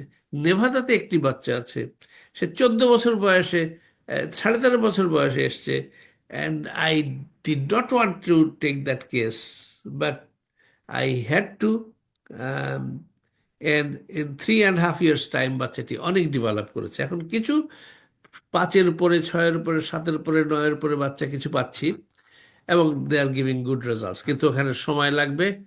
আমি বলবো যদি 5-এর উপরে হয় তো বাচ্চার মা বাবাদের আমার পেছনে লাগতে হবে। আমি, বিকজ ইটস ভেরি ডেলিকেট, কিন্তু রেজাল্ট পাচ্ছি, আরো গবেষণা এগুচ্ছে এই। আর এই মাটির যে প্রশ্ন, সেটা আমি সবার সাথে উত্তর দিয়েছি যে এই বাচ্চাটি মর্নিং শোজ দি ডে, সকালের সূর্যটা বলে দেয় দিনটা কেমন যাবে। তো বাচ্চাটা যা সুন্দরভাবে প্রোগ্রেস করছে, he will reach the top of the hill. কিন্তু অটিজম 100 ভাগ ভালো হয় না, ওইটা আমি কিছু করতে পারবো না, কারণ অলরেডি কিছু ক্ষতি হয়ে গেছে আফটার দি ফ্যাক্ট। এখন সেইখানে আমরা ইমপ্রুভমেন্ট করতে চেষ্টা করব। তবে জেনারেলি এই সমস্ত বাচ্চা খুব ব্রিলিয়ান্ট হয়, খুব চমৎকার হয় পড়াশোনায়, আর এদের মধ্যে ধান্দাবাজি থাকে না, আমাদের মতো নষ্ট মাথা না, মাথা পরিষ্কার, straight cut, and they are very direct. মিথ্যা কথা বলতে পারে না, সৎ হয়, এটা একটা সমস্যা।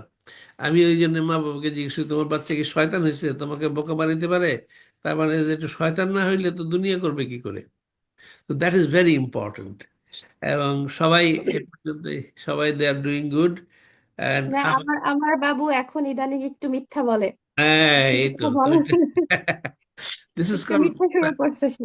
সাইকোলজিক্যাল ম্যানুভারেবিলিটি। এই ক্যাপাসিটিটা অটিস্টিক বাচ্চাদের হয় না। তার মানে আপনার বাচ্চা স্বাভাবিক বাচ্চার দিকে যাচ্ছে, অটিজম জি। থেকে বেরিয়ে দেখবেন যারা একটু চালাক চতুর হচ্ছে, ওরা একটু স্বাভাবিকতা লার্ন করছে। আর এটার জন্য কিন্তু স্কুল, আর সে একটা অনুরোধ, সব বাচ্চাদেরকে আপনারা রেগুলার স্কুলে রাখতে চেষ্টা করবেন।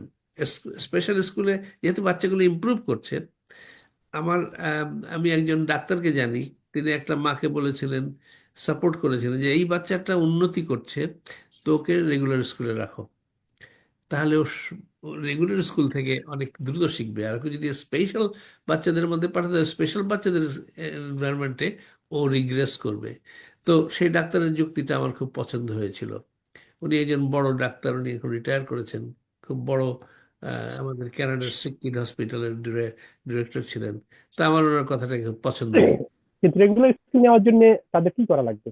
জি, অটিজম যেগুলো স্পেশাল স্কুলে রয়েছে, হ্যাঁ, তাদেরকে যদি রেগুলার স্কুলে নিতে হয় তাহলে কি করা লাগবে, কিভাবে? বেসিক্যালি প্রত্যেকটা জায়গায় বাবা মা থেরাপিস্টদের কাজ করতে হবে। যেমন এই যে অনেকে এখন বলতেছে একটা কথা বলতেছে, 10টা কথা বলতেছে, তাই তো, তো কথা নেই, কথা মানে ওটা কি কেমন সে স্কুলে গিয়ে, শিখবে।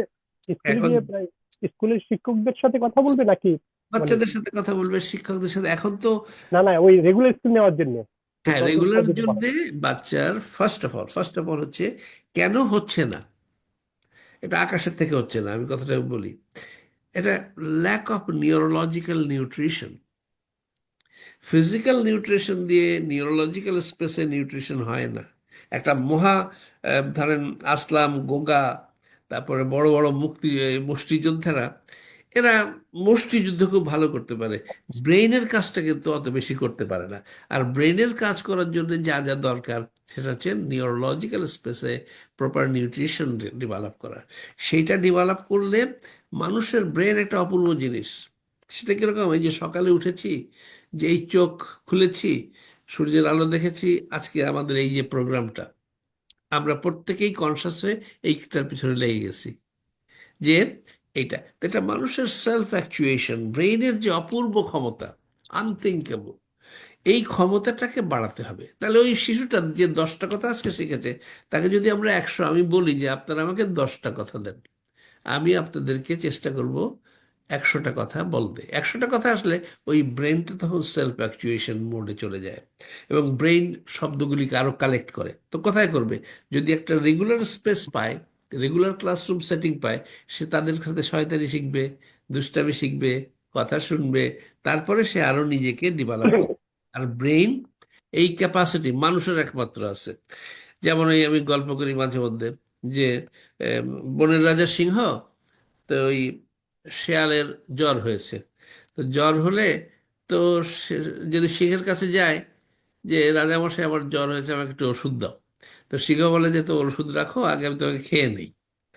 কিন্তু ও যদি মানুষের কাছে আসে তাহলে মানুষ ঠিকই চিকিৎসাটা দেবে।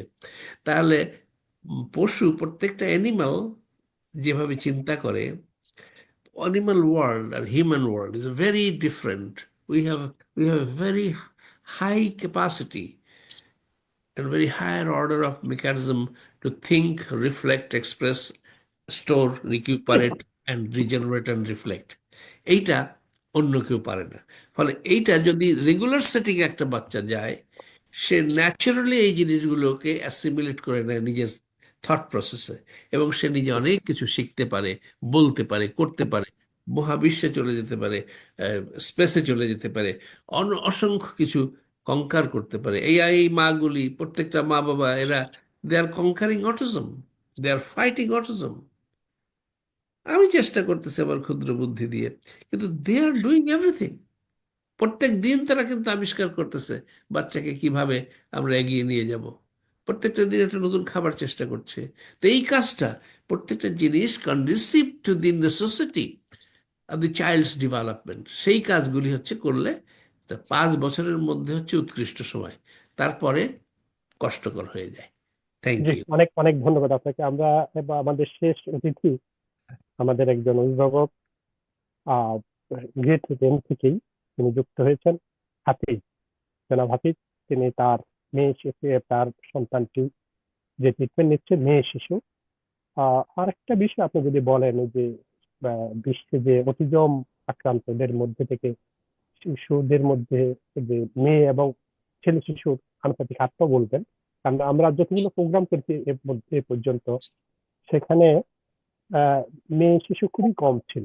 আজকে অবশ্য দুজন ছেলে শিশুর অভিভাবক রয়েছেন, দুজন মেয়ে শিশুর বাবা মা রয়েছেন। তো আমরা এই বিষয়টা জানবো। তো আমি আহ জনাব হাফিজের কাছে যে প্রশ্ন, যে একই প্রশ্ন আসলে, যে আহ, যখন আপনার শিশু সন্তানটি, মেয়েটি যখন অটিজমের জন্য ট্রিটমেন্টে নিয়ে যাবেন ভাবছেন, আসলে কিভাবে জানলেন যে তার অটিজম হয়েছে? কখন জানলেন? তখন কি এর আগে কোনো কিছু ট্রিটমেন্ট নিয়েছেন কিনা, অন্য কোনো ডাক্তারের কাছে বা অন্য কোনো পদ্ধতিতে ট্রিটমেন্ট নিয়েছেন কিনা, সেই বিষয়টা বলবেন। এবং আজ পর্যন্ত যে ট্রিটমেন্টটা নিয়েছেন সেখানে কতটুকু অর্জন, যে প্রত্যাশা ছিল, সেই প্রত্যাশা এবং প্রাপ্তির কোনো ব্যবধান দেখছেন কিনা, আপনার সেই অভিজ্ঞতার কথা বলবেন। এবং কোনো সাইড এফেক্ট ছিল কিনা, আর হোমিওপ্যাথিক বা কেন আসলেন, এই বিষয়টা কিভাবে জানলেন যে হোমিওপ্যাথিক? তো অনেকে মনে করেন যে অত্যন্ত স্লো, অনেক সময় লাগে, আসলে কতটুকু হবে, অনেকে এরকম দ্বিধাদ্বন্দ্ব থাকে। আপনার কিভাবে এই আস্থাটা আসলে হোমিওপ্যাথিকের উপরে, জনাব হাফিজ? জি, সবার প্রথমে আসসালামু আলাইকুম এবং ঈদ ওয়ালাইকুম মোবারক। আসসালাম। যেহেতু রিসেন্টলি ঈদটা গেল আর কি, সবখানে ঈদ পালন করলাম, তো সবাইকে ঈদ মোবারক। আর এখন যারা অনলাইনে যুক্ত আছেন, জাহাঙ্গীর স্যার, সকল প্যারেন্টস, আমাদের উপস্থাপক সাহেব, সবাইকে অনেক ধন্যবাদ। এবং ভবিষ্যতে যারা এই অনুষ্ঠান দেখবেন, সবাইকে আসসালামু আলাইকুম, ঈদ মোবারক, ধন্যবাদ।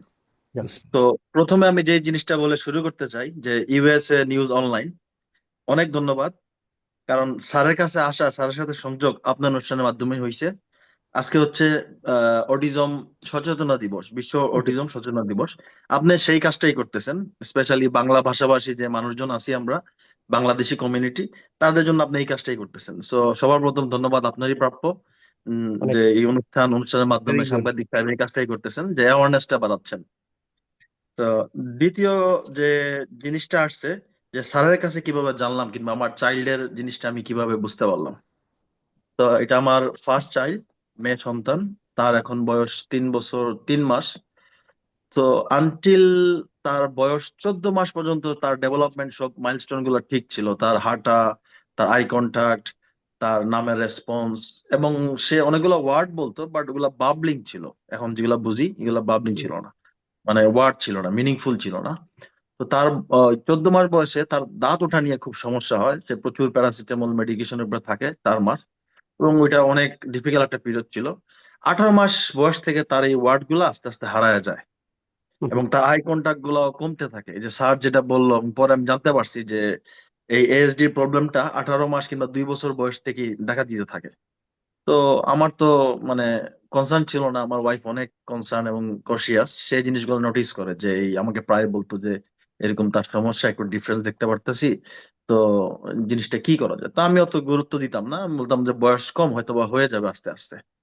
তো ইংল্যান্ডে এখানে তাদের এভরি 6 মান্থে বাচ্চাদের যে ডেভেলপমেন্টের একটা নার্স, ডেভেলপমেন্ট নার্সের সাথে একটা অ্যাপয়েন্টমেন্ট হয়। তো অ্যাসেস করে তারা বাচ্চার যে ডেভেলপমেন্ট কি হচ্ছে, তার ব্রেন এবং ফিজিক্যাল হচ্ছে কিনা তার অ্যাসেস করে। তার 2 বছরের যে অ্যাসেসমেন্টটা ছিল, তো ওই নার্সটা খুবই এক্সপিরিয়েন্স ছিল, এবং সে এটা প্রথমে ফ্ল্যাগ করে যে বাচ্চার প্রবলেম আছে ডেভেলপমেন্টে, তো ওটা অটিজমের দিকে যাইতে পারে ব্যাপারটা। তো এটা শোনার পর তো আমার ওয়াইফ প্রচন্ড শক খায়, এবং সে অনেক মানে আপসেট হয়ে যায়, অনেক ঘাটাঘাটি করে। আমাদের পরিচিতর মধ্যেই একটা ফ্যামিলি ছিল, তখন আমরা লন্ডন থাকতাম। তো তাদের ফ্যামিলির মধ্যেই তাদের আত্মীয়ের ভিতরে একটা ছেলে আর কি, 18-19 বছর বয়স, তার এই ডেভেলপমেন্ট প্রবলেম গুলো আছে। তারা বললো যে এই বেবির বিগিনিং এর দিকে তাদের মানে একদম বোনের ছেলে, তারা বলে বিগিনিং এর দিকে প্রবলেম গুলো ছিল। তো এই জিনিসটা মানে জানতে কিংবা বুঝতে মানে অনেক হেল্প হয়েছে। তারপরে তো অবশ্যই বিগিনিং এ সবাই যেটা করে, তারপর যেটা করলাম আমরা আমরা এটা শখ হওয়ার পরে জিপি যে এখানে ডাক্তার, তাদের সাথে কন্ট্যাক্ট করলাম এবং বললাম যে আমার বাচ্চার এই জিনিসগুলো কনসার্ন, আপনারা যদি একটু অ্যাপয়েন্টমেন্ট দেন কিংবা দেখেন। তো যে জিপিটা ছিল সে অনেক রাগ করে, কে বলছে 2 বছরের বাচ্চা, এটা তো টু আর্লি, কিছুই বলা যায় না, 3 বছরের আগে আমরা এটা দেখবোই না, কোনো মানে এটার কেসটা হাতেই নিব না, আগে কিছু ডিক্লেয়ার করবো না। বাট ওইখানে তো আমরা থেমে নেই, আমার ওয়াইফ প্রচন্ড কনসার্ন, সে প্রচুর ইন্টারনেট ঘাটাঘাটি করতে থাকলো, করতে থাকলো। এটা অনেক দিন আগের ঘটনা, আমার বেবির বয়স 3 বছর 3 মাস। তো তখনকার ঘটনা। তখন আস্তে আস্তে আমি ইন্টারনেট ঘাটাঘাটি করলাম, তো ওই সিমটম গুলা জানতে পারলাম। তো বেবির যে প্রবলেম গুলা, তখন ওই প্রবলেম গুলা অনেক কিছুই তার মধ্যে বিদ্যমান শুরু হইতেছিল, যে আই কন্টাক্ট কম করা, কথা না বলা, নিজের একা একা থাকা। তো আস্তে আস্তে লাস্ট 1 ইয়ারে স্যারের কাছে আসার আগে প্রবলেম গুলো আরো গ্রো করছে। তো আপনি কোয়েশ্চেন করছেন যে হোমিওপ্যাথিক কেন চুজ করলাম কিংবা কি করলাম। তো স্যারের আপনার যে অনুষ্ঠানের যে ভিডিওটা, এরকম একটা ভিডিও আমি দেখছিলাম, কারণ তখন তো অনলাইনে অনেক রিসার্চ ইনফরমেশন তো অভাব নাই। আমি অনেক ঘাটাঘাটি করলাম, ফেসবুক, ইউটিউব, গুগল সবখানে অনেক ঘাটাঘাটি করলাম। অ্যালোপ্যাথিকের কোনো চিকিৎসা নাই, আমার যত রিসার্চ কিংবা অনুসন্ধানে যা আসলো, অ্যালোপ্যাথিকের কোনো রিসার্চ নাই। এই অ্যালোপ্যাথিতে তারা থেরাপি কিংবা অন্য কিছু বলে যে এগুলা করতে হবে। এবং এটা পাইতে হলে ওই যে ডাক্তার তো এটা স্বীকারই করলো না, এটা পাইতে হলে ইংল্যান্ডে তার সিরিয়ালটা অনেক পরে আসে, তার অ্যাসেসমেন্ট, আমার বেবির অ্যাসেসমেন্টটা তারা 1 বছর নিয়ে নিছে, নেওয়ার পরে বলতেছে যে বেবির এএসডি তে আক্রান্ত। এখন আস্তে আস্তে এই যে তার স্পিচ থেরাপি ওই জিনিসগুলো আসতেছে, কিন্তু আজ প্যারেন্টস আমরা তো বসে থাকতে পারি না, আমাদের অনুসন্ধান এবং তার জন্য চেষ্টা ওই 1 বছর আগের থেকেই শুরু হয়ে গেছে। তো ওইটা করার পরে তো আমি স্যারের ভিডিও দেখলাম, আরো অনেকগুলা দেখলাম। ইন্ডিয়াতে অনেক ডাক্তার আছে যারা হোমিওপ্যাথি নিয়ে করে, হার্বাল নিয়ে করে, এবং নিউট্রিশনিস্ট খাবারের মাধ্যমে করে, বিভিন্ন ক্যাটাগরির মানে চিকিৎসাটা করে অনেকে অ্যাপ্রোচ নিয়ে। তো অনেক করার পরে তখন তো মাথা নষ্ট, মাথা খারাপ অবস্থা, কোনটা ডিসাইড করব। অনেক খোঁজ করার পরে ইংল্যান্ডের একজন মানে উনিও মোটামুটি ভালোই বিখ্যাত, উনি নিউট্রিশনিস্ট, ফুডের মাধ্যমে, খাবারের মাধ্যমে, সাপ্লিমেন্টের মাধ্যমে এই স্পেশাল নিড বাচ্চাদেরকে উনি ট্রিটমেন্ট করায়। তো ওইটা ডিসিশন নিলাম যে ওইটাতে করবো আমরা। তো যেহেতু এটা অনেক স্লো প্রসেস, জিনিসটা হঠাৎ করে হবে না, স্যারও বলে, এবং এতদিন অভিজ্ঞতা দেখতেছি যে এটা লাইফ লং কন্ডিশন, এটা 100% রিকভারি হয় না, 90% হয়। তো আমাদের আশা ছিল যে হয়তো বা ওনার মাধ্যমে অনেক কিছু ইমপ্রুভমেন্ট আসবে। আমি ওনাকে কোনো ব্লেম দিচ্ছি না কিংবা অন্য কিছু করতেছি না, বাট ওনার সাথে 1 বছর ওনার এটা ইয়াটা ফলো করার পরে আমার বেবির যে প্রবলেম গুলা, ওগুলা উন্নতির দিকে যাইতেছিল না, দিন দিন আরো প্রবলেম গুলা, সিমটম গুলা আরো ওয়ার্স, খারাপের দিকে যাইতেছিল। তো ওইটা 1 বছর ওনার গাইডলাইন ফলো করি, ওনার ট্রিটমেন্ট নেই, বাট কোনো মানে রেজাল্ট পাচ্ছিলাম না সত্যি কথা। আরো তার জিনিসগুলা, তার ঘুমের সমস্যা, তার আই কন্টাক্ট কমতেছিল, তার ওয়ার্ড ছিল পুরোপুরি মানে জিরোর দিকে চলে গেছে, এবং সে একা একা খেলতেছে। তো অনেক মানে ওই প্রবলেম গুলো আরো প্রকট হইতেছিল। তো জিনিসটা আরো কনসার্ন হয়ে যায় যে জিনিসটা যে কি করা যায়। তখন আমি আস্তে আস্তে সময় নিয়ে ধরেন অ্যাটলিস্ট 2 মান্থ আমি আবার স্টাডি শুরু করি, সব ডাক্তারদের ভিডিও দেখি, সব কিছু করি, আরো খোঁজ খবর নিতে থাকি। তখন আপনার ভিডিওটা 1 বছর আগে দেখছিলাম, ওইটা আবার দেখি, দেখার পর দেখলাম যে আরো ভিডিও আছে স্যারের, আপনার সাথে আছে আরো যা ভিডিও গুলো আছে ফেসবুক ইউটিউবে, আমি সবগুলা দেখলাম। সবগুলা দেখার পরে যে মনে হলো যে না, যে জিনিসটা এখন অনেক সময় নিয়ে ডিসিশন নিয়েছি, 1 বছর তো এক জায়গায় ট্রাই করলাম, এটা তো হইলো না। বাট সত্যি কথা, বিগিনিং এ যে আমি আশা করি নাই যে ট্রিটমেন্টে কোনো রেজাল্ট আসবে, বাট আশা করলো আমার একটা ছিল যে হয়তো 6 মাস পরে কিছু রেজাল্ট আসা শুরু করবে। এই আশায় স্যারের সাথে আমি যোগাযোগ করি এবং ট্রিটমেন্ট নেওয়ার জন্য মানে প্রসিড করি। হুম, এইটা হলো জিনিস। এইভাবে স্যারের সাথে পরিচয়, স্যারের সাথে মানে ট্রিটমেন্ট শুরু। এই জন্য আপনার অনুষ্ঠানকে ধন্যবাদ যে আপনার মাধ্যমে স্যারের সাথে পরিচয়। জি। তো আহ, ট্রিটমেন্টের ব্যাপারটা মনে হয় আপনি একটা কোয়েশ্চেন করছিলেন যে স্যারের ট্রিটমেন্টটা কি, সাইড এফেক্ট কিনা, এই জি জি জিনিসটা একটা কোয়েশ্চেন ছিল আপনার। ওইটার জন্য আমি করতে গেলে স্যারের ট্রিটমেন্টের আগে স্যার আজ এ পার্সন কিংবা ব্যক্তি হিসেবে কি, এই জিনিসটা একটু বলতে হবে।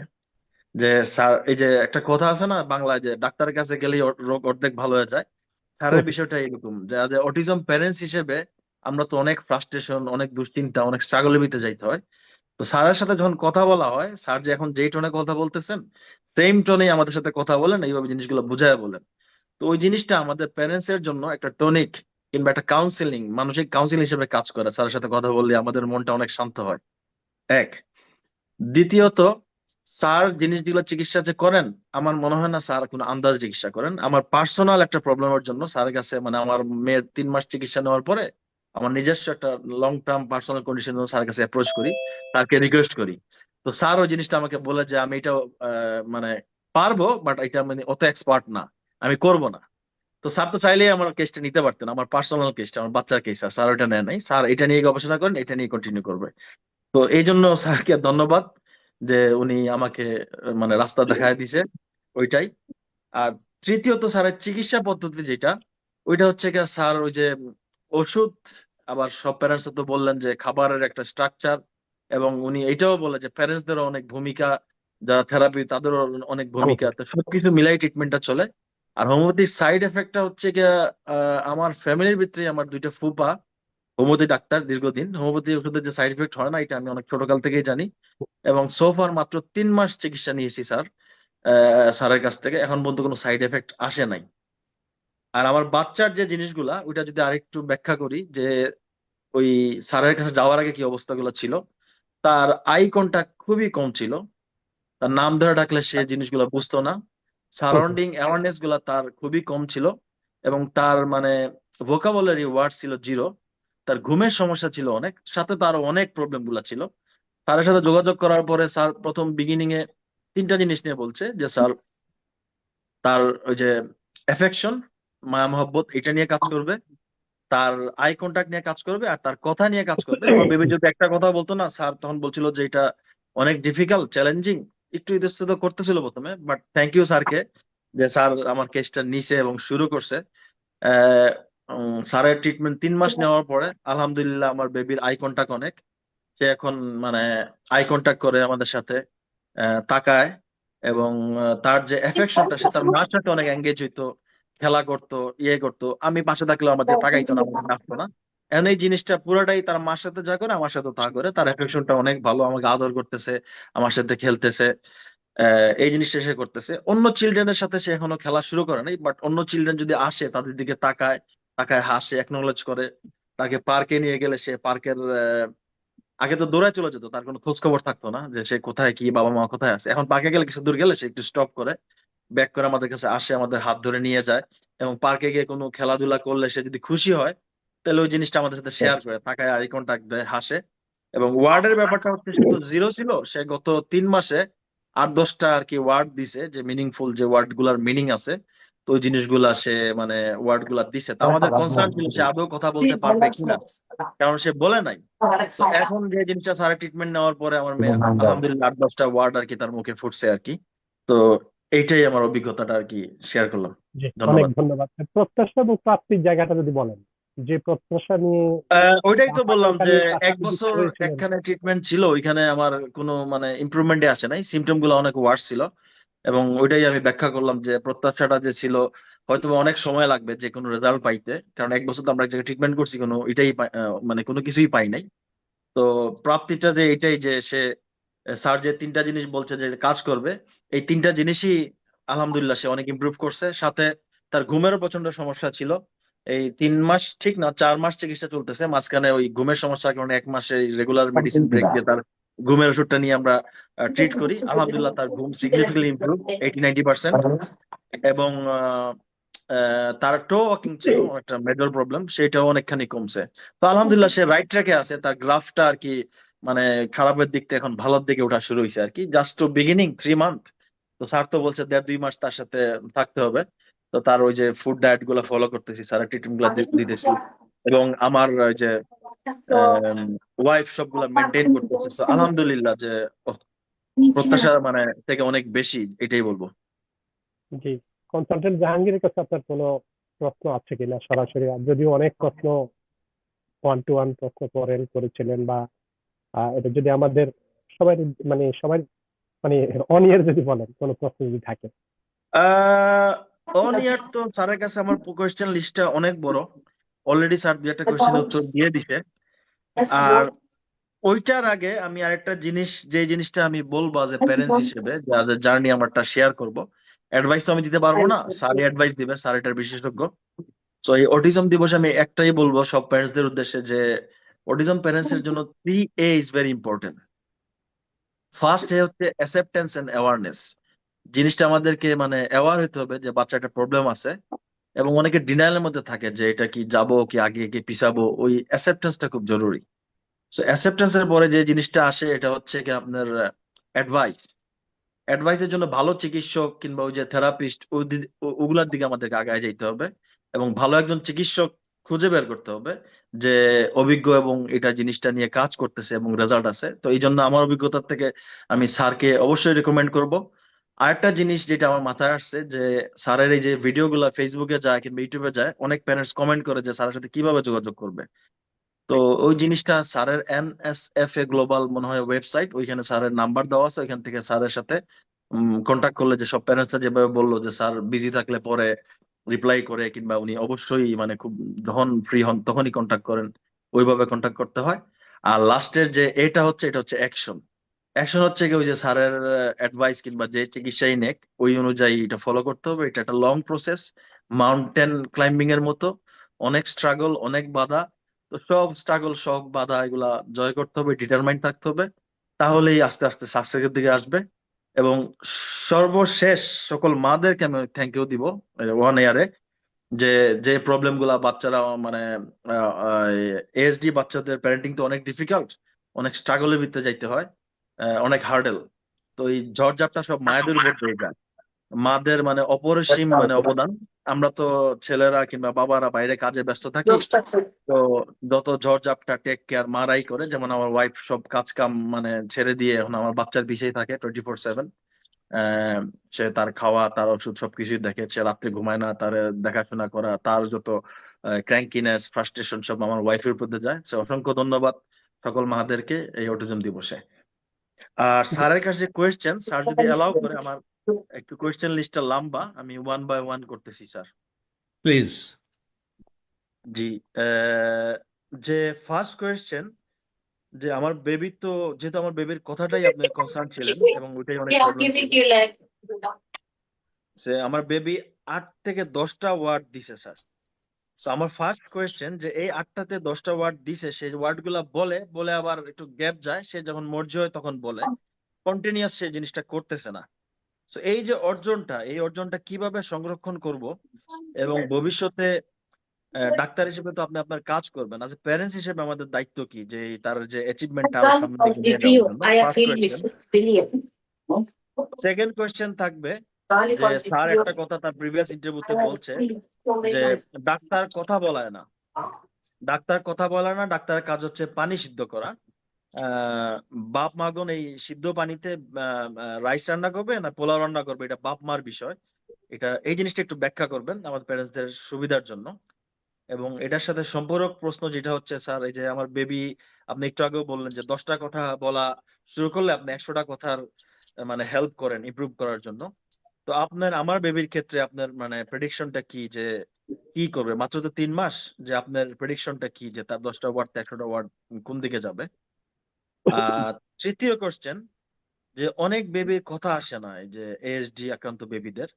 আপনি যদি তার মানে সাইন্টিফিক কিংবা আপনার অভিজ্ঞতা থেকে বলেন যে কারণটা কি, কেন কথা আসে না। এটার সাথে যে সম্পর্ক কোয়েশ্চেনটা ছিল যে জেনেটিক্স, এটা আপনি অলরেডি আনসার দিয়ে দিছেন, যে কিভাবে চেষ্টা চলতেছে, কিভাবে আনসারটা আসবে, কি হইতেছে না হইতেছে এই জিনিসটা। তো যে ওই কোয়েশ্চেনটা যে কথা আসে না, এটা ব্যাখ্যা করবেন কেন কথা আসে না, আর কথা না আসলে আপনাদের প্যারেন্টসদের জন্য কি পরামর্শ কথা না আসার। আর ফোর্থ কোয়েশ্চেন হচ্ছে, যদি এই কথা আসার চেষ্টা করার পরও যদি কথা না আসে বেবিদের, তো ওই প্যারেন্টসদেরকে আপনি কি পরামর্শ দিবেন যে চেষ্টা করার পরও কথা আসলো না, তো কি করা যাইতে পারে।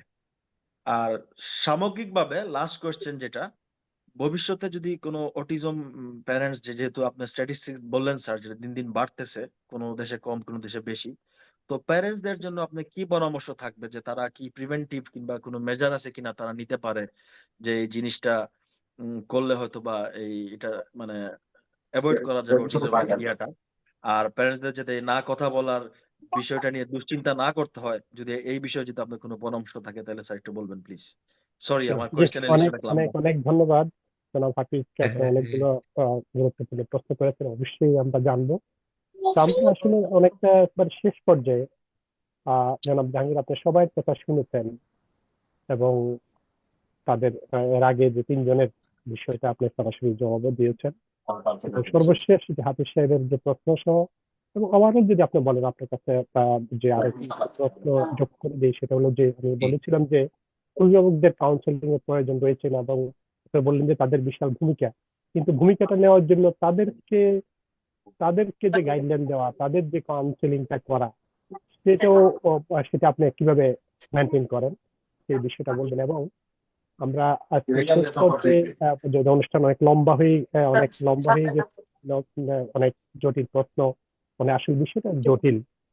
যারা অভিভাবকরা রয়েছেন, যারা দর্শকরা রয়েছেন, তারা অবশ্যই যদি পুরো অনুষ্ঠানটা না শুনেন তাহলে কিন্তু ক্লিয়ার ধারণা পাওয়া হবে যাবে না। না। জি, এবং আমরা এই অনুষ্ঠানটা করছি, সেখানে কিন্তু আমাদের অনুষ্ঠান বাংলা ইংরেজিতে, বাংলায় লেখা আছে যে আমাদের যে প্রফেসর মোহাম্মদ জাহাঙ্গীরের নাম, তার ফোন নাম্বার এবং তার যে ওয়েবসাইটটি রয়েছে, সেখানে সবকিছু ডিটেলস দেওয়া আছে। আপনি সেখান থেকেও নাম্বার নিয়ে, ইনফরমেশন নিয়ে তার সাথে যোগাযোগ করতে পারেন। তো আমরা সবকিছু মিলিয়ে যদি আজকে প্রোগ্রাম আপনি শেষ করবেন, ওভারঅলি সবকিছু বলে এবং হাফিজ সাহেব শুরু করে, এবং আপনি আজকে এই টোটাল বিষয় সুন্দর দিনটিতে অটিজম অটিজম সচেতনতা দিবস উপলক্ষে সবকিছু বলে শেষ করবেন জনাব মোহাম্মদ জাহাঙ্গীর। জি, thank you very much. And I thank all the parents, and specifically the last parent. He has got 5 categorical প্রশ্ন, এবং ওই প্রশ্নগুলি আমি রিপিট করব এবং উত্তর দিতে চেষ্টা করব। তো এই বাচ্চাটি, অর্থাৎ হাফিজ সাহেবের বাচ্চাটি, it was very very delicate, the whole thing. Spectrum, স্পেকট্রামটা হচ্ছে, সে ভালো ছিল, একটা স্টেজে এসে সে ডিকে করে যায়, ডিকে করতে করতে জিরোতে চলে আসে, জিরো ওয়ার্ডে চলে আসে। এখন দিস ইজ দি মানে অটিজম প্রপাগেশনের খুব একটা স্ট্যান্ডার্ড ফেনোমেনা। অর্থাৎ বাচ্চারা, এই বাচ্চাটি 15 থেকে 18 মাসের মধ্যে গট ইনফ্লিক্টেড বাই অটিজম, এবং এই যে এই ইনফ্লিকশনটা তাকে ডিকে করছে, এবং তার disability, regression of the neurological space, central nervous system, এটা খুব দ্রুত প্রপাগেট করে গেছে, এবং it was in a very difficult status. তো যাই হোক, what has happened, I act drastically. অনেক কিছুকে রিভার্স করানো সম্ভব হয়েছে, আবার অনেক কিছুকে হয় নাই। উনি একটা প্রশ্ন করেছেন, আমি সব মা বাবাদের বলি যে আপনারা যদি আমাকে 10টা কথা দিতে পারেন, কারণ পানি গরম করছি আমি, আর আপনারা করছেন ভাত রান্না করবেন না, পায়েস করবেন না, পোলাও করবেন না, বিরিয়ানি করবেন, এটা হচ্ছে আপনাদের কাজ। তা আপনারা আমাকে 10টা কথা দেন, 100টা কথা তো পাওয়া যাবে, 1000 কথাও পাওয়া যাবে। এখন ওই বাচ্চাটি প্রচন্ড চেষ্টা করে বাবা মার 10-12টা কথা 3 মাসের মধ্যে বের করেছে, হুইচ ইজ গ্রেট। এবং আমি বলছি যে the way I have organise the treatment plan, এই বাচ্চাটি কাজ করবে। কাজ করবে, এটা হচ্ছে প্রগনোসিস। কারণ আমরা তো প্রগনোসিসের উপরে, একটা প্রবাবিলিটির উপরে কাজ করি। কারণ এই মাথাটার যে সিচুয়েশন সেটা কিন্তু খুবই ডিফিকাল্ট, খুব নেগেটিভ সার্কামস্টান্সেসে, অর্থাৎ প্রায় ডিসেবিলিটির কাছে চলে গেছিল। এই বাচ্চাটিকে 5 বছর বয়সে পেলে কিন্তু আমি এতখানি কিছু করতে পারতাম না, কিন্তু পেয়েছি প্রায় সাড়ে তিনের কাছাকাছি। তা এখন it is working and I hope, আমি তো এই জন্য বললাম it's a very challenging set of parents. আমি 1 বছর পরে, আগামী বছর ওয়ার্ল্ড অটিজম ডেতে আবার আপনাদের সাথে এক অ্যাপয়েন্টমেন্ট সেট থাকলো, এবং আমি সব মা বাবাদের বলি যে, কি বলি, যে তোমরা কিছু ছবি তুলে রাখো, the very first day we start treatment, and 2 বছর পরে ওইটা তোমরা মিলাবা তোমাদের বাচ্চাদের সাথে, যে দেখো what is the situation there and this is where we are. তাহলে একটা পিকচার হয়ে গেল, এটাই তো প্রমাণ। প্রমাণ তো আর তো কোনো রাস্তা নেই। ডাক্তার সাহেবরা চিকিৎসা দেয়, আমরা অ্যান্টিবায়োটিক খাই, 7 দিন অ্যান্টিবায়োটিক খেয়ে একটা, তারপরে বেশ অ্যান্টিবায়োটিকের কষ্ট হয়, অ্যান্টিবায়োটিক একটু কষ্ট করে, কিন্তু বেশ ফুরফুরে লাগে, ভালো লাগে, আমরা রোগমুক্ত হয়ে গেছি। তো এই সব রোগেরই পদ্ধতি এই, যে যে ইমব্যালেন্সটা হয়েছিল, যে ডিরেঞ্জমেন্টটা হয়েছিল, সেটা সেট। এই যে গাড়ির স্টিয়ারিং, গাড়ি চালাচ্ছি, গাড়ি একটু বাঁকা করলেও কিন্তু সোজা চলে আসে, ন্যাচারাল টেন্ডেন্সি। তো শরীরেরও টেন্ডেন্সি, মাথারও টেন্ডেন্সি হচ্ছে সহজ চলা, সোজা চলা। তো যদি সহজভাবে চলে, বাচ্চারা যদি আদর মায়া করে, 10টা কথা বলে দিলে 8টা কথা পালন করে, দুষ্টু পোলাপান হইলে 5টাও কথা, মা বাবার কথা শোনে না। অটিস্টিক বাচ্চারা অনেক ভালো, এরা 10টার মধ্যে 8টা এটা কাজ করে দেয়। তা এখন এই বাচ্চাটির অবস্থা সত্যিই খুব খারাপ ছিল, and the mother and the father both were very very frustrated. যেমন আই কন্ট্যাক্ট বলতে গেলে ছিল না। এখন 3 মাসের মধ্যে 50%, ভেরি ভেরি গুড, এত ভালো আসে না। টো ওয়াক করতো 100 ভাগ, এখন 10%-এরও কম টো ওয়াক করে। আর মিনিংফুল ওয়ার্ড একটাও ছিল না, এখন সে 10 থেকে 12টা দিয়েছে। আর engagement with surrounding, which is a great development, যে আমরা পৃথিবীর সাথে এই অটিস্টিক বাচ্চারা কানেক্টেড থাকে না। এই বাচ্চাটি শতকরা 50% 3 মাসের মধ্যে এসছে। আর ইনস্ট্রাকশন টেকিং ভালো, আর ঘুমটা সবচেয়ে ইম্পর্টেন্ট, সেটা এখন 80% অ্যাকোয়ার করেছে। সো বলতে গেলে it is a fantastic development in 3 months treatment. আমি খুব কম বাচ্চাদের মধ্যে এটা পেয়েছি, এবং এই বাচ্চাটি সেটা অ্যাকোয়ার করেছে একটা রিস্কি সিচুয়েশন থেকে। সো মাই পয়েন্ট ইজ, এই বাচ্চাটি, আমি ওই বাবাকে এই আশা দিচ্ছি যে মর্নিং শোজ দি ডে, অর্থাৎ সকালের সূর্যটা বলে দেয় কিভাবে আপনি সামনের দিকে তাকাবেন। যদি ঠিক মতো সবকিছু চলতে থাকে, in fact I have started, this boy needs to give, this girl needs to be specially taken care of, কারণ আমার রিসার্চের দিকটা একটু, কারণ ও একদম ডিকে হয়ে গিয়েছিল। So the concentration is really more, অন্য সব বাচ্চার সাথে এক পার, কিন্তু এই বাচ্চাটাকে একটু আমি দেখছি যাতে কোনোভাবে ফেরত না যায়, এটা আমার একটা ওয়ারিনেস আছে। However, but I can assure এরকম বাচ্চা আমার হাতে ভালো হয়েছে। আচ্ছা, গেল। এখন যে প্রশ্নগুলি এসছে, সেই প্রশ্নগুলি খুবই চ্যালেঞ্জিং, খুবই ইম্পর্ট্যান্ট। 1 নম্বর হচ্ছে যে আমি যদি বলে দিতে পারি যে কিভাবে এই বাচ্চাটি শতভাগ ভালো হবে, তাহলে তো অনেক কিছু হয়ে গেল। হয় না, এটা খুবই, বলতে গেলে কঠিনতম একটা disability. It's the worst most disability at the human being can have.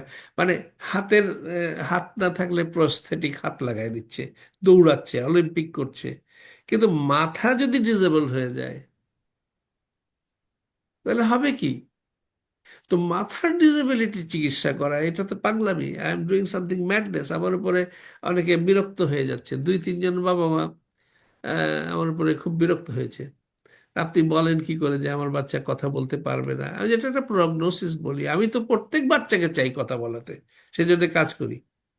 যেমন একটা বাচ্চা বাংলাদেশে 7 বছর পরে কথা দিয়েছে, চিঠি লিখেছে, ওই যে আপনাদের ঠিকানা পত্রিকায় তার চিঠি ছাপিয়ে দিয়েছি, তো বলেছে। তো always in the হাইনি side, the aspiration from my side is to really make the child verbal. এখন ভার্বাল, এখনকার বাচ্চা ভার্বাল হয়ে গেলে সব হয়ে গেল?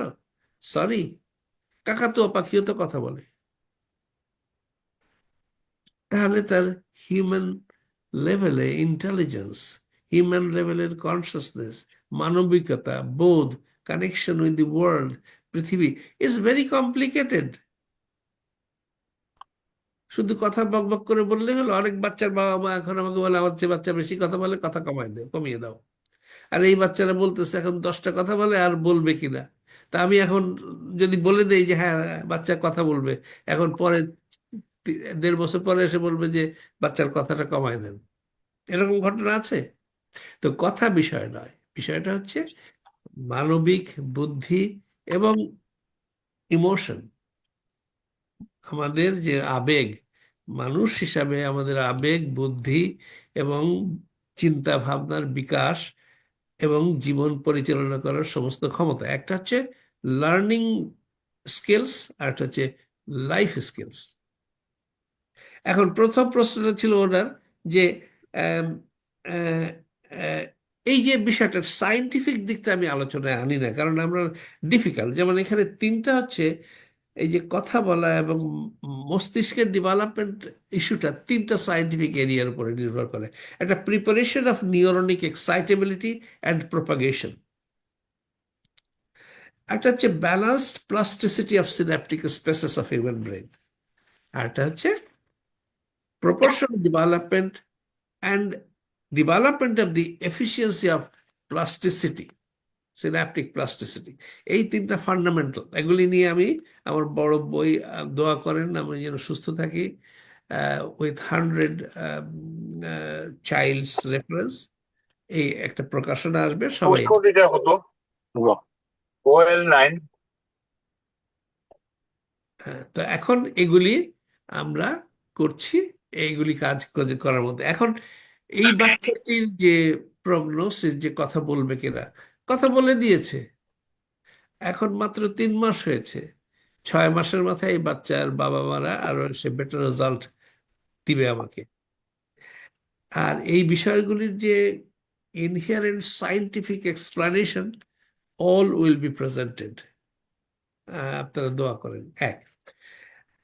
তারপরে এখন আরেকটা প্রশ্ন এসছে, তৃতীয় প্রশ্ন এসছে, অনেক শিশুর কথা আসে না, সে আপনি তার কারণও ব্যাখ্যা করেন।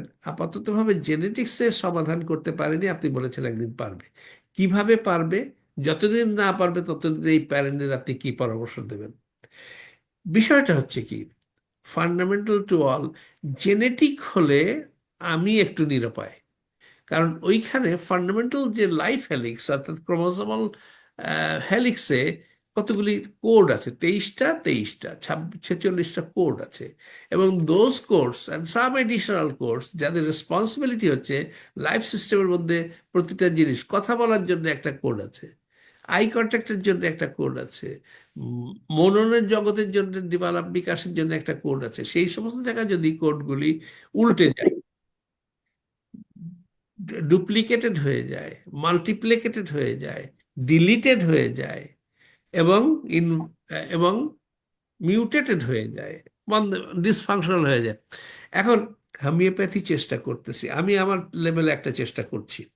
যেমন নিউ ইয়র্কে 2টো বাচ্চা নিয়েছিলাম, দুজনকে আমি বলে দিয়েছিলাম বাবা তোমাদের বাচ্চা কথা বলবে না, বিকজ ওই পার্টিকুলার, এখন কেন বলবে না, এখন এক বাবা আমার উপরে খুব রেগে গিয়েছেন যে আপনি এই কথা কেন বলেন, আমি তো আশা করি আমার বাচ্চা কথা বলবে না। যে আমিও তো আশা করি, কিন্তু আমি যেটা না পারবো না, there I say this is code number 16PQ-2 100, এই কোডটা নেই, ওকে কই না। আমি তো সেটাকে আহ, আমি তো সেটাকে ইয়ে করতে পারবো না। তো সেই কথাটা আপনাকে বলে দেবো ডাক্তার হিসাবে, আপনি আমার কাছে চিকিৎসা নাও নিতে পারেন। কিন্তু উনি আমার উপরে প্রচন্ড বিরক্ত হয়েছেন। আমি বলি যে দেখো 7 বছর পরে একটা বাচ্চা কথা বলেছে, তা আমি তোমাকে যদি বলি যে 7 বছর চিকিৎসা নাও, you will not like it. I am sorry. তখন যাই হোক, এরকম ঘটনা দুই একটা আছে। সেটা খুব ভালো হয় না, কিন্তু বাচ্চাগুলি তারা কিন্তু রেজাল্ট দিচ্ছিল, কিছু ভালো রেজাল্ট যা রিপোর্ট করছে যে আমরা 25% ভালো পাচ্ছি, ভালো লাগছে। বাট এখন সেন্টিমেন্ট তো ইম্পর্টেন্ট। আমি হয়তো মাই অ্যাপোলজি যে আমি হয়তো সেন্টিমেন্টকে আঘাত করেছি। আমি তো কিন্তু মিথ্যা কথা তো বলতে পারবো না, অসম্ভব যে। কিন্তু ওই দুটো বাচ্চা যেটা নিউ ইয়র্কে, সেই দুটো বাচ্চা, একটা বাচ্চা 6টা ওয়ার্ড দিয়েছে, জেনেটিক ডিসএবিলিটি, ইরোশন হয়ে গেছে। আরেকটি বাচ্চা হয়নি। ওই মাটা 2 বছর চেষ্টা করেছে, কিন্তু other mother, I I salute to that. সে বলছে আমার বাচ্চার অন্যান্য সব জিনিস ভালো হচ্ছে, কথা না বললেও চলবে। এখন দিস ইজ দি পয়েন্ট, একটা বাচ্চা কথা বলছে না তাই বলে তার জীবন নিরর্থক হচ্ছে না। লাইফ স্কিলস তখন learning ability with expressive skills. খেয়াল করেন, একটা বাচ্চা, অটিস্টিক বাচ্চা, তাদের প্রত্যেকটা বাচ্চা, এখানে সবগুলি আমি মনে করি they will have learning skills, learning ability with life skills. কিন্তু যদি কোনো বাচ্চার জেনেটিক ডিসএবিলিটি থাকে, তার যদি আদার ফ্যাকাল্টিসগুলি ওপেন হয়, তাহলে তখন তাকে লাইফ স্কিলস দেয়া, অর্থাৎ সে যেন জীবন পরিচালনা করতে পারে। আর একদিন যদি জেনেটিক সায়েন্সে, জেনেটিক ইঞ্জিনিয়ারিংয়ের ডেভেলপমেন্ট হয়, তাহলে এই বাচ্চাটি কিন্তু তার লাইফ স্কিলস অ্যাটেন্ড করা থাকলো, সেই বাচ্চাটি সে লার্নিং ডিসএবিলিটিটাও অতিক্রান্ত করতে পারবে যদি জেনেটিক সায়েন্স কাজ করে। এটার সাথে হোমিওপ্যাথিক সায়েন্সও কাজ করছে। I am working in it, but I have nothing so far prospective. এবং হার্ভার্ড হার্ভার্ড খুব সিরিয়াসলি কাজ করছে, জন হপকিন্স, অক্সফোর্ড, বার্কলেজ, বিভিন্ন বিশাল বিশাল অনেক বড় বড় ডাক্তার সাহেবরা পৃথিবীর মাথা খারাপ করে দিচ্ছে। They are working seriously, my hats off to them. এবং দেয়ার ইজ এ কোঅর্ডিনেশন। এবং আমাদের ইঞ্জিনিয়ার সাহেবরাও কাজ করছে। আমি একজন ইঞ্জিনিয়ার, তো ইঞ্জিনিয়ারিং সায়েন্স থাকে, আমার একটা ক্যাপাসিটি থাকার কারণে সেটা দিয়ে আমি কিছু কাজ করছি এখানে। খুব বড় বড় নাম করা আমেরিকাতে আমাদের বাঙালি ইঞ্জিনিয়ার সাহেবরা, ফিজিক্সের লোকেরা, তারাও কাজ করছে খুব বড় বড় ইউনিভার্সিটিতে এই এই বিষয়গুলি নিয়ে। And my thanks to them. ওনাদের কাছ থেকে অনেক উৎসাহ পাই। I can name professor Tahir Saif, উনি খুব চমৎকার কাজ করছে ইউনিভার্সিটি অফ শিকাগো, আরবানা শ্যাম্পেনে। He is a chair of mechanical engineering, mechanical engineering. একজন প্রফেসর জাহিদ আছেন, প্রিন্সটন ইউনিভার্সিটির, উনি প্রফেসর ফিজিক্সের, but he is working in this area, very good work, I appreciate that. তো যাই হোক, আমি ওনাদের কাছ থেকে শিখি, নিজে চেষ্টা করি, অনেক কাজ হচ্ছে। This is a good sign. তবে হতাশ হওয়া যাবে না, মানুষ কখনো হতাশ হয় না। ওই বাবার প্রশ্ন হচ্ছে যে কি করব। আপনি চেষ্টা করেছেন, আপনি ফল পাচ্ছেন, এবং আপনারা ফল পাবেন। আমার কনফিডেন্স যে এই প্রত্যেকটি বাচ্চা will reach up to the hills. আচ্ছা, কিন্তু ওই বাবাদেরকে যারা আমার উপর রাগ করছেন, তারা যে কথা বলতে পারবে না, কথা না বলতে পারলে, আমার প্রফেসর, ম্যাথামেটিক্সের প্রফেসর রবীন্দ্র ঘোষ 10টা কথাও বলতেন না, but he was a mathematics gold medalist, honours Dhaka বিশ্ববিদ্যালয়, অ্যান্ড হি বিকেম প্রফেসর। তো জীবন চালিয়ে গেছেন, অঙ্কের প্রফেসর হয়েছেন। স্টিফেন হকিন্স কিছুই করতে পারতেন না, তো পৃথিবীর, he is the second Einstein. He was A victim of motor neuron disease. অত বড় মহাজ্ঞানী মানুষ, আইনস্টাইনের পরে he is the second Einstein.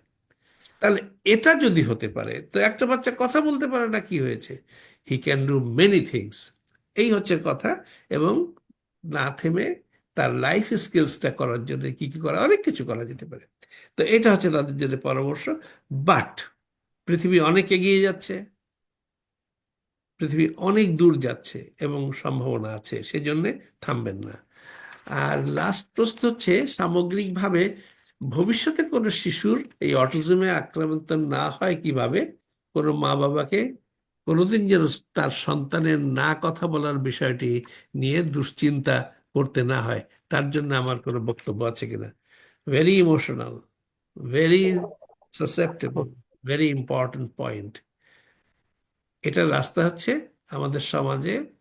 এই যে আমি ওনাকে ধন্যবাদ দেই, সব মাদের উনি ধন্যবাদ দিয়েছেন। আর আমি ধন্যবাদ দেই হাফিজ সাহেবকে এই জন্যে, উনি সাংবাদিক সাহেবকে ধন্যবাদ দিই। সাংবাদিক সাহেব তো গত 8 বছর কাজ করে যাচ্ছেন। আহ, আমি মাঝে মধ্যে বোধহয় যাও ভুলে যাই ধন্যবাদ দিতে, কিন্তু উনি আজকে একটা গুরুত্বপূর্ণ বিষয় বলেছেন। Thank you mister Sakhawat Hossain Sharif সাহেব। আমাদের এই স্পেসে ছোটখাটো ভাবে আমি বড় বড় মিডিয়াতে যাই না, যে লাভ হবে কি? এই যে এই সাধারণ মানুষের সাথে সাধারণভাবে থাকাই ভালো। এবং my hats off to you, you are doing a very good job. আর ওই বাবাকে আমি ধন্যবাদ দেই এই প্রসঙ্গ দুটোকে তোলার জন্য।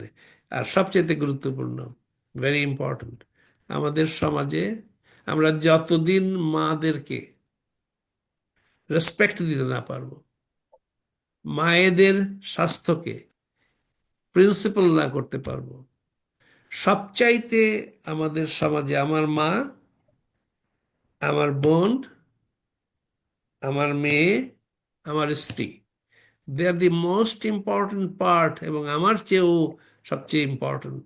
তাহলেই আমাদের সন্তানেরা সুস্থ হবে। তাদের স্বাস্থ্য, তাদের প্রসূতিকালীন যে সময়ের যে স্বাস্থ্য, তাদের সমস্ত শরীরকে আমাদের চেয়েও চমৎকার করে যতক্ষণ না রাখতেছি, তাদেরকে ভ্যালু না দিচ্ছি, তাদেরকে সুন্দরভাবে সাপোর্ট না দিচ্ছি, ততদিন পর্যন্ত এই সমাজে। কারণ আমি একটা মায়ের রক্ত মাংস খেয়ে তারপরে জগতে জন্ম নিয়েছি। তো আমার মাটার শরীর যদি ভালো না থাকে, তার ভেতরে যদি কোনো ডেফিসিয়েন্সি থাকে, তার ভেতরে যদি কোনো রোগ থাকে, সে যদি সুস্থ মানুষ না হয়, তা আমি কি করে সুস্থ মানুষ হব? Fundamental is this. আর জেনেটিক্সে সেটা হলো 10 to 15%, সেখানে কারেকশন আসবেই, আমি বিশ্বাস করি, আমি খুবই বিশ্বাস করি। ফলে যারা জেনেটিক অটিজমে ভুগছে, তাদেরকে হতাশ হলে হবে না, চোখ নাক খোলা রাখতে হবে। আমি কাজ করছি, এই সমস্ত জিনিসকে সামারাইজ করে একটা জায়গা করে এনে দিচ্ছি। কোথা থেকে দেখতে হবে সেটা আমি হোপফুলি পাবলিকেশনে নিয়ে আসব। আপনাদেরকে আমি অনেক, তবে এইটুকু বলে রাখি যে আমাদের সমাজে মাদেরকে, মেয়েদেরকে, আমাদের কন্যা, আমাদের মা, আমাদের বোন, আমাদের স্ত্রী, আমরা যদি এদেরকে সঠিকভাবে ভ্যালু না দেই, সঠিকভাবে তাদের পরিচর্যা না করি, তারা নিজেদের পরিচর্যা না করে, তাদেরকে কোনো রকম সাইকোলজিক্যাল, ফিজিক্যাল, নিউট্রিশনাল সাবজুগেশনে আনা যাবে না। সবচাইতে উত্তম সার্ভিস তাদেরকে দিতে হবে, ভালো রাখতে হবে, তাহলেই আপনাদের সন্তানেরা ভালো হবে। This is fundamental. আর তারপরে যখনই আপনি পেলেন যে তখন স্টাডি করতে হবে, যেমন এই বাচ্চাগুলি কেন ভালো হচ্ছে। আমি দেখলাম, আমি আগে চিকিৎসা করতাম, 30 বছর ধরে করছি। 30 বছরের মধ্যে প্রথমে 100টা বাচ্চা তো অনেক উন্নতি করেছে আপনার সাথে প্রথম ইয়ে করার আগেই। তো ওখানে আমি দেখলাম যে আমি ইনপুট কম দিচ্ছি, তারপরে আমি নিউট্রিশনাল ইনপুট দেওয়া শুরু করলাম। That's a control variable. Scientifically ধরেন আপনি এই পোলাও রান্না করলেন, তো তেজপাতাটা দিলেন না, পরেরটায় তেজপাতা দিলেন, এলাচিটা দিলেন না, পরেরটা এলাচি দিলেন, আহ, গরম মশলা দিলেন না, দারচিনি দিলেন না, পরেরটায় দারচিনি দিলেন। তাহলে এখন একটা হচ্ছে কন্ট্রোল গ্রুপ, হচ্ছে সিম্পল পোলাও, প্লেন ভাত, আর একটা হচ্ছে ঘি দিলেন, দারচিনি দিলেন, এইটা দিলেন, and you have the final test. তা এখন আমি আমার চিকিৎসার মধ্যে প্রথমে আমি নিউট্রিশনাল ইনপুটটা শুরু করি নাই। 30 বছর আগে যেগুলো শুরু করেছি, কিছু কিছু কাজ পেয়েছি, অনেক কাজ সাস্টেইন করেনি। কিন্তু আস্তে আস্তে যখন আমি নিউট্রিশনাল ইনপুট দিলাম, খুব সিলেক্টিভ, তখন আস্তে আস্তে দেখা গেল যে আরে পোলাও তো সুন্দর হয়, কাচ্চি বিরিয়ানি হয়ে যাচ্ছে, চমৎকার হচ্ছে, বাচ্চারা দুষ্টামি করতেছে, মাদের খুশি করতেছে। তাহলে this is getting a comprehensive. তো বিষয়টা হচ্ছে কি, বাচ্চাদেরকে এখন এই যে কিভাবে পার্মানেন্ট করতে হবে, বাচ্চার কথা যেগুলি বেরিয়ে গেছে এগুলি থাকবে, আরো বাড়বে, সেটা হচ্ছে এই যে এটা হলো মায়ের কাজ। এটা আমি কি করবো? আমি হেল্পলেস, আমি তো আপনাদের রান্নাঘরে যেয়ে বসতে পারি না, আমি বলতে পারি। আপনারা যদি সব দিক থেকে, আপনাদেরকেই ডাক্তার হতে হবে। অ্যাটিস্টিক বাচ্চার মা হওয়া মানে ডাক্তার হওয়া। আপনারাই এক একজন ভালো নিউট্রিশনিস্ট হয়ে যেতে হবে, স্টাডি করতে হবে, পড়াশোনা করতে হবে। খালি ডাক্তারের উপরে আমাকে অনেকে আছে যে ডাক্তার সাহেব কিছু হয় না, যে আমি কি করব? আমি তো আপনার বাচ্চাকে ভালো করার জন্য চিকিৎসা দিচ্ছি, আরেকজনের মাকে ভালো করার। তা আরেকজন ভালো হচ্ছে, আপনারটা ভালো হচ্ছে না, তো এটা আপনাকে খুঁজে দেখতে হবে প্লিজ। অনেকে আমাকে ব্লেম করেন, মানে ব্লেমের পার্সেন্টেজটা কমে আসতেছে এখন, বেশিরভাগই ভালো রিপোর্ট পাচ্ছি। কিন্তু ব্লেম করতেছে যারা, তারা বলতেছে এইটা হয় না, ওইটা হয় না। আর যে 5 বছর নিচে বয়স হয়ে এনেছিলে, এখন অনেকে আমার উপর রাগ হয়।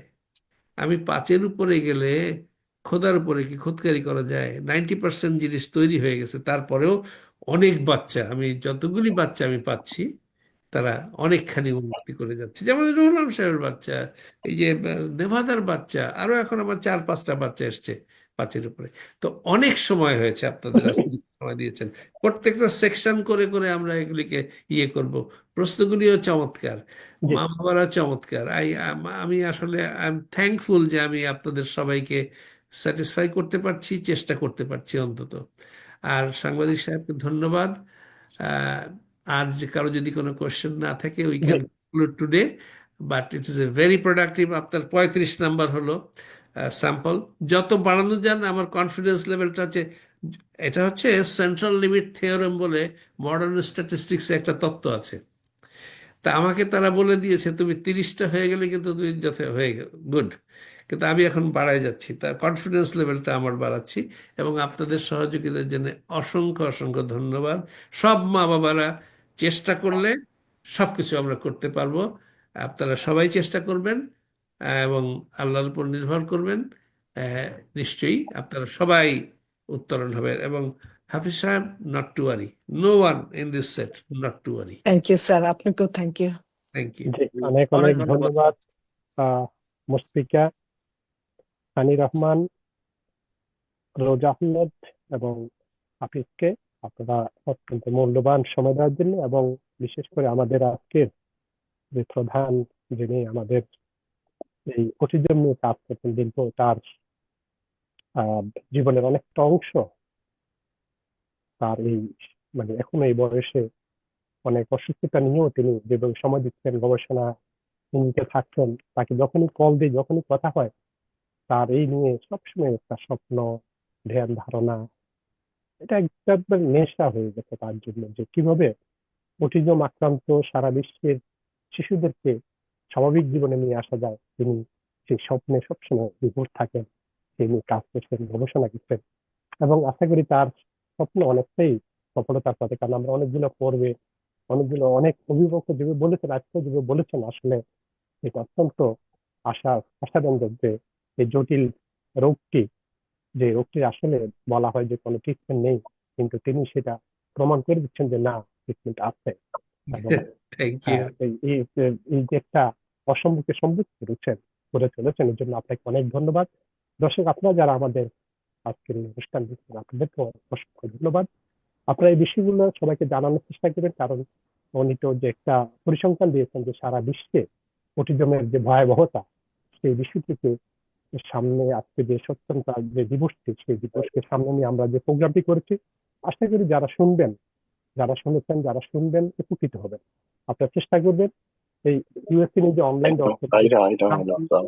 আপনারা সবাইকে শেয়ার করবেন, এবং পাশাপাশি নিউজ 24 ইউএসও আমরা এই প্রোগ্রামটি একই সাথে সম্প্রচার করেছি, এবং আমেরিকা বাংলা নিউজ 24ও করেছি। অসংখ্য দর্শক ইতিমধ্যে দেখেছেন, আপনাদেরকে অসংখ্য ধন্যবাদ। থ্যাংক যারা ইউ। শেয়ার করেছেন, যারা দেখেছেন ধৈর্য সহকারে, আপনাদেরকে ধন্যবাদ। এবং আজকের এই বিশেষ করে আবারও জনাব মোহাম্মদ জাহাঙ্গীরকে ধন্যবাদ দিয়ে, অভিযোগকে ধন্যবাদ দিয়ে আমরা শেষ করবো। দর্শক, আপনারা ভালো থাকবেন, সুস্থ থাকবেন, নিরাপদ থাকবেন। অসংখ্য আপনাদের ধন্যবাদ। সবাইকে ধন্যবাদ। Thank you very much. Thank you.